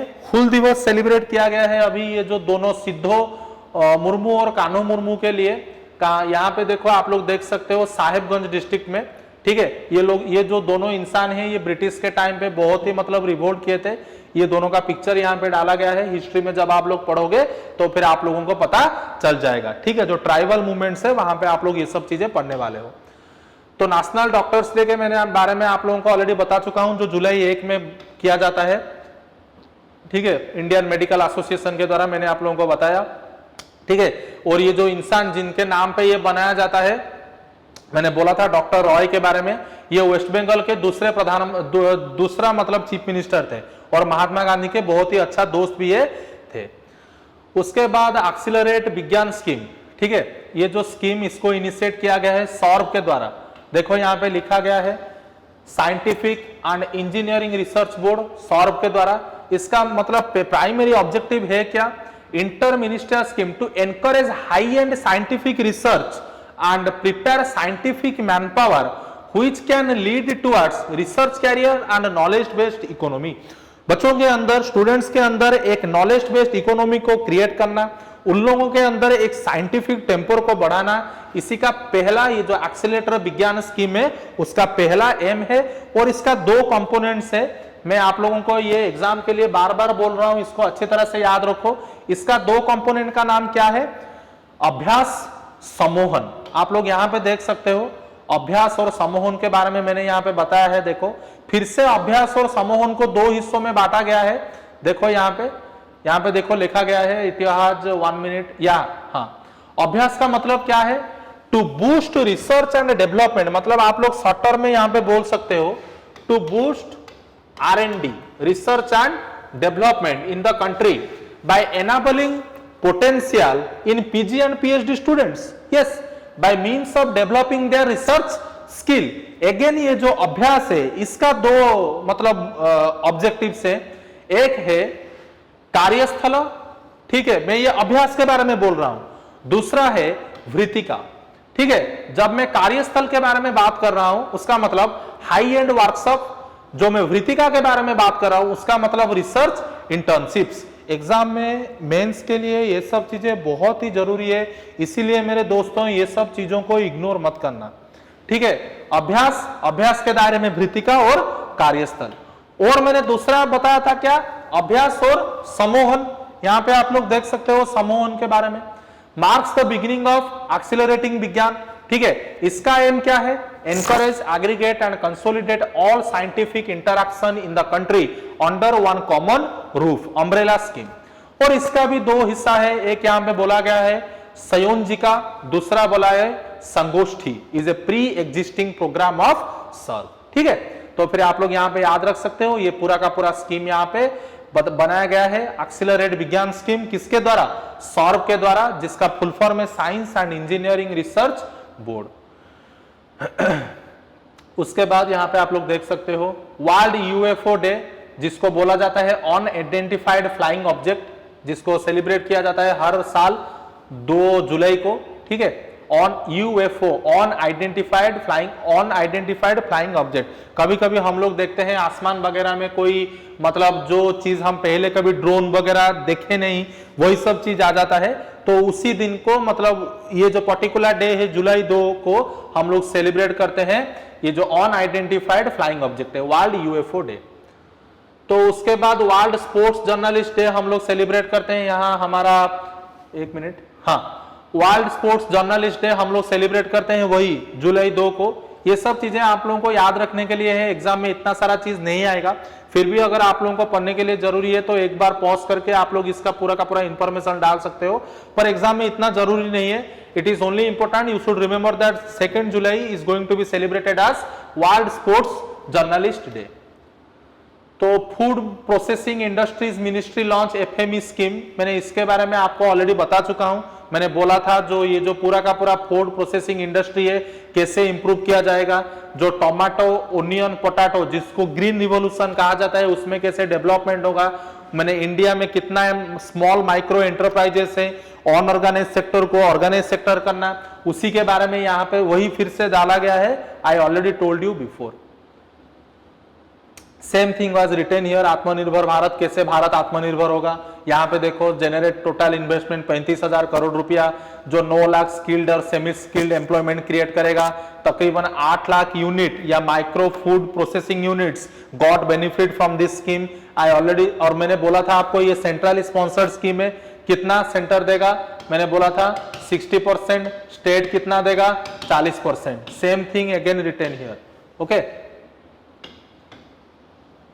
हाँ, ये वाला एक इंपॉर्टेंट इंफॉर्मेशन है, देखो जुलाई नहीं 30 जून को गूगल ने सेलिब्रेट किया है जो एलजीबीटी है, उनका एक एक्टिविस्ट है अमेरिका में जिनका नाम है मार्शा पी जॉनसन, ठीक है। गूगल डूडल में आप लोग देखे होंगे, जब आप लोग गूगल में जाओगे सर्च इंजन में उसके ऊपर कोई एक पिक्चर आएगा उसी दिन के हिसाब से, तो इन्हीं के नाम पे वो दिन सेलिब्रेट किया गया है गूगल के द्वारा, जिनका नाम है जॉनसन, मार्शा पी जॉनसन। इन्होंने वहां पे इनको मतलब अमेरिका में पोस्थुमसली ऑनर भी किया गया था। पोस्थुमसली मतलब मरने के बाद, ठीक है। इन्होंने एलजीबीटी कम्युनिटी के लिए बहुत कुछ किया था, उनका पिक्चर भी आप लोग यहाँ पे देख सकते हो। तो जब मैं एलजीबीटी के बारे में बोलता हूँ आप लोगों को याद रहना चाहिए, यहाँ पे कुछ तकरीबन 2-3 किस्म के लोग हैं एलजीबीटी। आप लोग यहाँ पे 1 मिनट, हाँ, एलजीबीटी आप लोग यहाँ पे देख सकते हो। एल में लेस्बियन, जी में गे, बाइसेक्सुअल, ट्रांसजेंडर। 5 में आता है क्यूअर। क्यूअर का मतलब विचित्र। Some of the people in the society they are interested to have sex with the animals also, so such type of categories people comes under queer, okay. So now we are going to see the July 3rd week current affairs. Ashadhi Ekadashi, all of you know that this particular festival is going to used to be celebrated in the state Maharashtra. Exam में यही राज्य वगैरह वो पूछेंगे, तो फिर Ashadhi Ekadashi celebrated used to be in Maharashtra, just keep in your mind. तो ये जो 11th लूनार डे है ब्राइट फोर्टनाइट का, हिंदू मत में इसको सेलिब्रेट किया जाता है, तो इसमें लॉर्ड विष्णु को इसमें पूजा जाता है, ठीक है। So these are some important information you should remember, may be they will ask in your exam. तो उसके बाद यहाँ पे हमारे जो डोनाल्ड ट्रंप साहब है उनके अगेंस्ट में ईरान ने एक रेड नोटिस जारी किया है। रेड नोटिस हमारे इंटरपोल में होता है। मैं उसके पहले आप लोगों को बता देना चाहता हूं, पिछले 2-3 महीने पहले अमेरिका ने एक ऑपरेशन में जो कासिम सोलेमानी है उनको मार दिया था, जो उनके आर्मी जनरल थे। तो उसके बाद ईरान और अमेरिका के अंदर रिलेशन बहुत ही खराब हो चुका है। उसके पहले अमेरिका ने हमारा जो ईरान न्यूक्लियर डील था उसमें से भी निकल गया था। उसके बाद अमेरिका ने बहुत सारा इकोनॉमिक सैंक्शन लगाया था। यहाँ पे सिंपली बोल दिया है किसने, आपका ईरान ने, कि हमारे डोनाल्ड ट्रंप के नाम पे रेड नोटिस इशू कर दिया है। अभी ये रेड नोटिस है क्या, उसको जानने के लिए आपको पूरा का पूरा इंटरपोल के बारे में जानना पड़ेगा। इंटरपोल का मतलब है इंटरनेशनल पुलिस ऑर्गेनाइजेशन। इसको मेरे दोस्तों याद रखो, इंडिया ने ये पर्टिकुलर ऑर्गेनाइजेशन ज्वाइन किया था 1949 में। अच्छी तरह से याद रखो, this Interpol was formed in 1923। International police organisation was formed in 1923। India joined it in 1949। ये जो इंटरनेशनल पुलिस ऑर्गेनाइजेशन है इसका तकरीबन 8 नोटिस दिया जाता है। यहाँ पे आप लोग देख सकते हो मैंने पूरा 8 नोटिस डाला है। ये जो अभी हमारे डोनाल्ड ट्रंप को दिया गया है ये रेड नोटिस है। रेड नोटिस का मतलब क्या है? Wanted person. अगर कोई पर्सन वांटेड है उसके नाम पे अगर किसी पर्सन के नाम पे रेड नोटिस इशू किया, किसने? आपका इंटरपोल ने, उसका मतलब वो वांटेड पर्सन है। येलो नोटिस क्या है? मिसिंग पर्सन के लिए। ठीक है, मैं बार बार बोल रहा हूं ये सब चीजें प्रीलिम्स के लिए बहुत इंपॉर्टेंट है। रेड नोटिस मतलब वो पर्सन वांटेड है, येलो नोटिस मतलब वो पर्सन मिसिंग है, ब्लू नोटिस मतलब किसी के बारे में एडिशनल इंफॉर्मेशन जानना। ठीक है, ब्लैक नोटिस मतलब ऑन आइडेंटिफाइड बॉडीज। अगर कोई ऑन मतलब किसी के नाम पे और किसी के डेड बॉडी के ऊपर ब्लैक नोटिस इशू हुआ तो फिर वो बंदा मर चुका है, उसका बॉडी आइडेंटिफाई नहीं किया जा रहा है, इसीलिए इंटरपोल ये ब्लैक नोटिस इशू करता है। उसके बाद ग्रीन नोटिस है आप लोगों का वार्निंग और इंटेलिजेंस के लिए। ऑरेंज नोटिस है इमिनेंट थ्रेट, कोई अगर थ्रेट दे रहा है। पर्पल नोटिस है मोडुस ऑपरेंडी। मोडुस ऑपरेंडी का मतलब कोई चीज कहीं पे हुआ है उसके ऊपर इंफॉर्मेशन जानने के लिए यह पर्पल नोटिस इशू किया जाता है। और फाइनली आता है आपका ये जो फाइनल पूरा का पूरा ब्लू कलर का notice, this is Interpol UN security. मतलब यूनाइटेड नेशन सिक्योरिटी काउंसिल ने अगर किसी को बैन कर दिया है उसके ऊपर कोई नोटिस निकलता है तो उसे बोला जाता है Interpol UN security council special notice. तो इसी तरह टोटल 8 नोटिस इंटरपोल का जाहिर होता है। मैं फिर से बोलता हूं, रेड नोटिस आपका किसके लिए होता है? Wanted person. Yellow notice missing person, black notice unidentified body, blue notice additional information, green notice warning and आपका इंटेलिजेंस। ठीक है, इसे अच्छी तरह से याद रखना, बहुत जरूरी है आपका एग्जाम के लिए। तो वही देखो, वही सारा चीज यहां पे फिर से लिखा गया है, सेम थिंग। तो उसके बाद एक इंपॉर्टेंट स्नेक के बारे में यहां पे बोला गया है, जो दुधवा नेशनल पार्क आपका है। कहां पे? हमारा दुधवा नेशनल पार्क हमारा कहां पे है? कौन से राज्य में? ठीक है, यहाँ पे आंसर भी है यूपी में है। तो ये जो रेड कोराल कुकरी स्नेक है ये दुधवा नेशनल पार्क में दिखा गया है अभी यूपी में। ये जो रेड कोराल कुकरी है ये एक नॉक्चरल नॉन वेनोमस रेप्टाइल है। ठीक है, एग्जाम में शायद पूछा जा सकता है ये जो कोराल कुकरी स्नेक कहां पे दिखा गया है? यूपी के दुधवा नेशनल पार्क में। ठीक है, तो फिर यहाँ पे देखो ये एक यूनियन जो हमारे ह्यूमन रिसोर्स डेवलपमेंट मिनिस्टर हैं और हेल्थ मिनिस्टर हैं, उन्होंने मिलकर एक ड्रग डिस्कवरी हैकाथन 2020। हैकाथन का मतलब एक कॉन्फ्रेंस जो डिफरेंट स्टेक होल्डर और एंटरप्राइजेस को लेकर बनाया जाता है। इसका ऑब्जेक्टिव क्या है? To identify drug candidates against SARS-CoV-2। मतलब हमारे जो कोरोना वायरस अभी इतना जोर से हमारे देश में पूरे वर्ल्ड में मतलब स्प्रेड हो रहा है, उसी के ऊपर कैसे वैक्सीन क्रिएट किया जा सकता है। ठीक है, तो ये एक it is an online competition and anybody from anywhere in the country और in the world can participate, इसीलिए इसको बोला जाता है हैकाथन। यहां पे देखो आशा का मतलब आप लोगों को पता होगा, एग्रीगेटेड सोशल हेल्थ एक्टिविस्ट। इनको जनरली बोला जाता है क्या? सहिया। ये जो आशा वर्कर्स हैं इनको बोला जाता है सहिया। ठीक है, कौन से राज्य में? झारखंड में। ठीक है, ये झारखंड में इन आशा वर्कर्स को सहिया बोला जाता है। तो अभी यहाँ पे इंफॉर्मेशन है, ये लोग बढ़िया अच्छा काम कर रहे हैं। Played an important role in recently conducted door to door intensive public health survey. तो जो सहिया दीदीज हैं इनको आइडेंटिफाई किया गया है। तकरीबन 55,000 to 15 people aged above 40 years. ठीक है, तो ये तकरीबन 55,000 जो सही या जो दीदीज हैं, आशा दीदी, ये 40 साल के ऊपर हैं। तो ये एग्जाम में शायद पूछा जा सकता है आशा दीदी को सहिया कौन से राज्य में बोला जाता है? You should remember it is the state Jharkhand. ठीक है,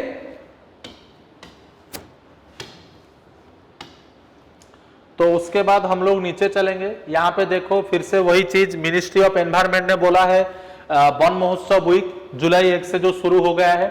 तो ये जो पहले शुरू किया गया था 1950 में KM मुंशी के द्वारा, एग्जाम के लिए बहुत इंपॉर्टेंट है। Van Mahotsav was initiated by KM Munshi in 1950, जो union minister for agriculture and food में थे। ठीक है, उसके बाद और एक इंपॉर्टेंट न्यूज यहाँ पे है, जो हमारे जो सीनियर डिप्लोमेट हैं जिनका नाम है इंदिरामणि पांडे। इनको यूनाइटेड नेशन और बाहर के बहुत सारे ऑर्गेनाइजेशन के लिए ब्रांड एम्बेसडर बना दिया गया है। परमानेंट रिप्रेजेंटेटिव ऑफ इंडिया है ये। इंटरनेशनल ऑर्गेनाइजेशन जितना भी जेनीवा वगैरह में है वहां पे ये इंडिया के तरफ से ब्रांड एम्बेसडर रहेंगे। उसके बाद यहां पे देखो 4 जुलाई का करंट अफेयर्स आ गया मेरे दोस्तों। ड्रग डिस्कवरी हैकाथन, मैंने अभी आप लोगों को बोला, यहाँ पे बहुत सारे पार्टिसिपेट यहाँ पे करने वाले हैं जो MHRD और हेल्थ मिनिस्टर के द्वारा ये इनिशिएट किया गया है। जितना भी जो भी चाहे वर्ल्ड के कहीं से भी यहाँ पे ऑनलाइन प्लेटफॉर्म में कोई भी यहाँ पे आके पार्टिसिपेट कर सकता है ऑनलाइन के माध्यम से। तो वही सब चीजें यहाँ पे बताया गया है। इटालियन मैराइन केस, आप लोगों को पता होगा 2012 में 2 इटालियन सोल्जर्स, नावल सोल्जर्स हमारे 2 केरला के फिशरमैन को मार दिए थे। 2012 से वो इशू चल रहा है। अभी फाइनली इंडिया इसमें हार गया, ऐसा आप लोग बोल सकते हो। परमानेंट कोर्ट ऑफ आर्बिट्रेशन ने बोल दिया कि इन दोनों को आप लोग छोड़ दो इटली, उसके बाद जो भी कंपनसेशन होगा वो दिया जाएगा। आप लोग ऐसे बोल सकते हो 2012 के बाद से इंडिया और इटली के बीच में बहुत ही रिलेशन खराब हो गया था ये फिशरमैन इशू को लेके। अगर आप लोगों को पता भी होगा इंडिया और श्रीलंका के बीच में ये फिशरमैन इशू को लेके बहुत बार प्रॉब्लम होता है। इसीलिए जब सुषमा स्वराज जो मर गए हैं अभी, जो हमारे एक्स फॉरेन से मतलब एक्सटर्नल अफेयर मिनिस्टर थे, उनके टाइम पे भी बहुत बार इंडिया एंड श्रीलंका के दोनों के बीच में बायलैटरल बहुत सारा मतलब मीटिंग्स वगैरह हुआ था। आप लोगों को पता होगा आदाम्स ब्रिज को लेके बहुत ही इशू अभी चल रहा है। तो जी दर सम इश्यूज आप लोगों को पता होना चाहिए, ठीक है। तो उसके बाद यहाँ पे वही सब चीजें यहाँ पे बताया गया है, आप लोग एक बार जाके पढ़ सकते हो। ये सब इतना जरूरी नहीं है। Privatisation of railway, 1 minute, biofuels बोस्वाना। हाँ, यहाँ पे देखो इंपोर्टेंट इशू आया है सेंट्रल जू अथॉरिटी के बारे में। ये जो हमारे एनवायरमेंट मिनिस्ट्री है इन्होंने कॉन्स्टिट्यूट किया है सेंट्रल जू अथॉरिटी। ये जो सेंट्रल जू अथॉरिटी एक स्टैट्यूटरी बॉडी है जिसको चेयर करेंगे हमारे एनवायरमेंट मिनिस्टर। ये it is a tasked with regulating zoos across the country. हमारे पूरे के पूरे देश में जितने भी जूज हैं उनको ये रेगुलेट करेगा। और सबसे बड़ा चीज, every zoo in the country must obtain recognisation from CJ central zoo authority for its operation. मतलब कोई भी जू हो खुद ब खुद वो नहीं चल सकता, खुद के ऑपरेशन के लिए उसको सेंट्रल जू अथॉरिटी से परमिशन लेना पड़ेगा। और the authorities let down guidelines and prescribe rules under which animals may be transformed among zoos nationally और इंटरनेशनली। आप लोगों को पता होगा हमारे देश में अभी चीता री इंट्रोडक्शन प्रोजेक्ट चल रहा है, ठीक है। मध्य प्रदेश में वो नामीबिया से हम लोग मतलब जाने वाले हैं लाने के लिए चीता को, ठीक है।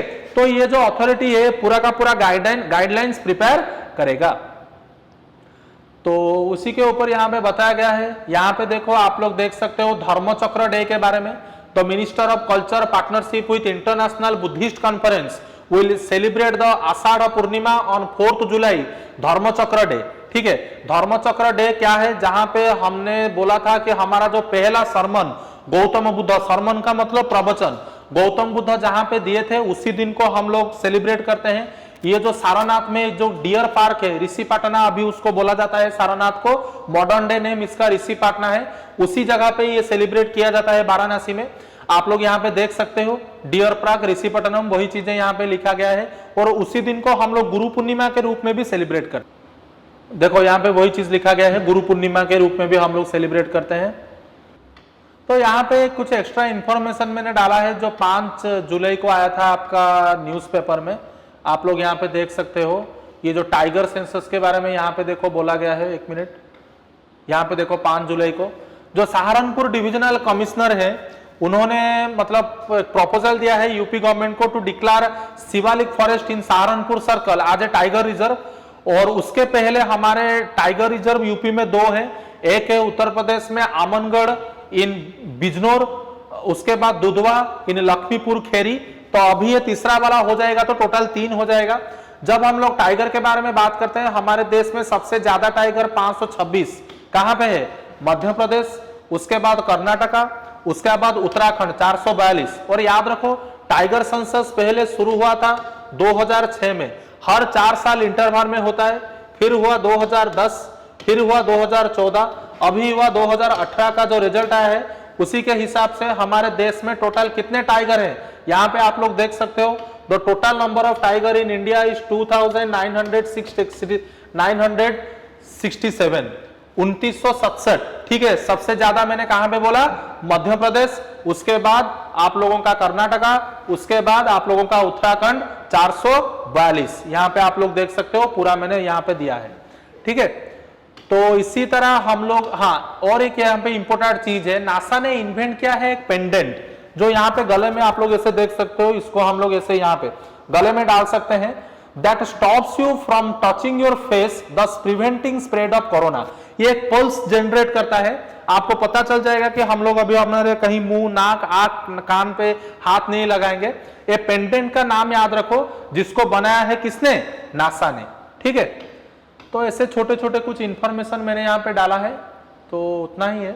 तो ऐसा करके हमारा अभी का पूरा करंट अफेयर्स का जो इशू है 28 जून से लेके 5 जुलाई तक हमने खत्म कर दिया। Thank you so much. I hope that you guys are studying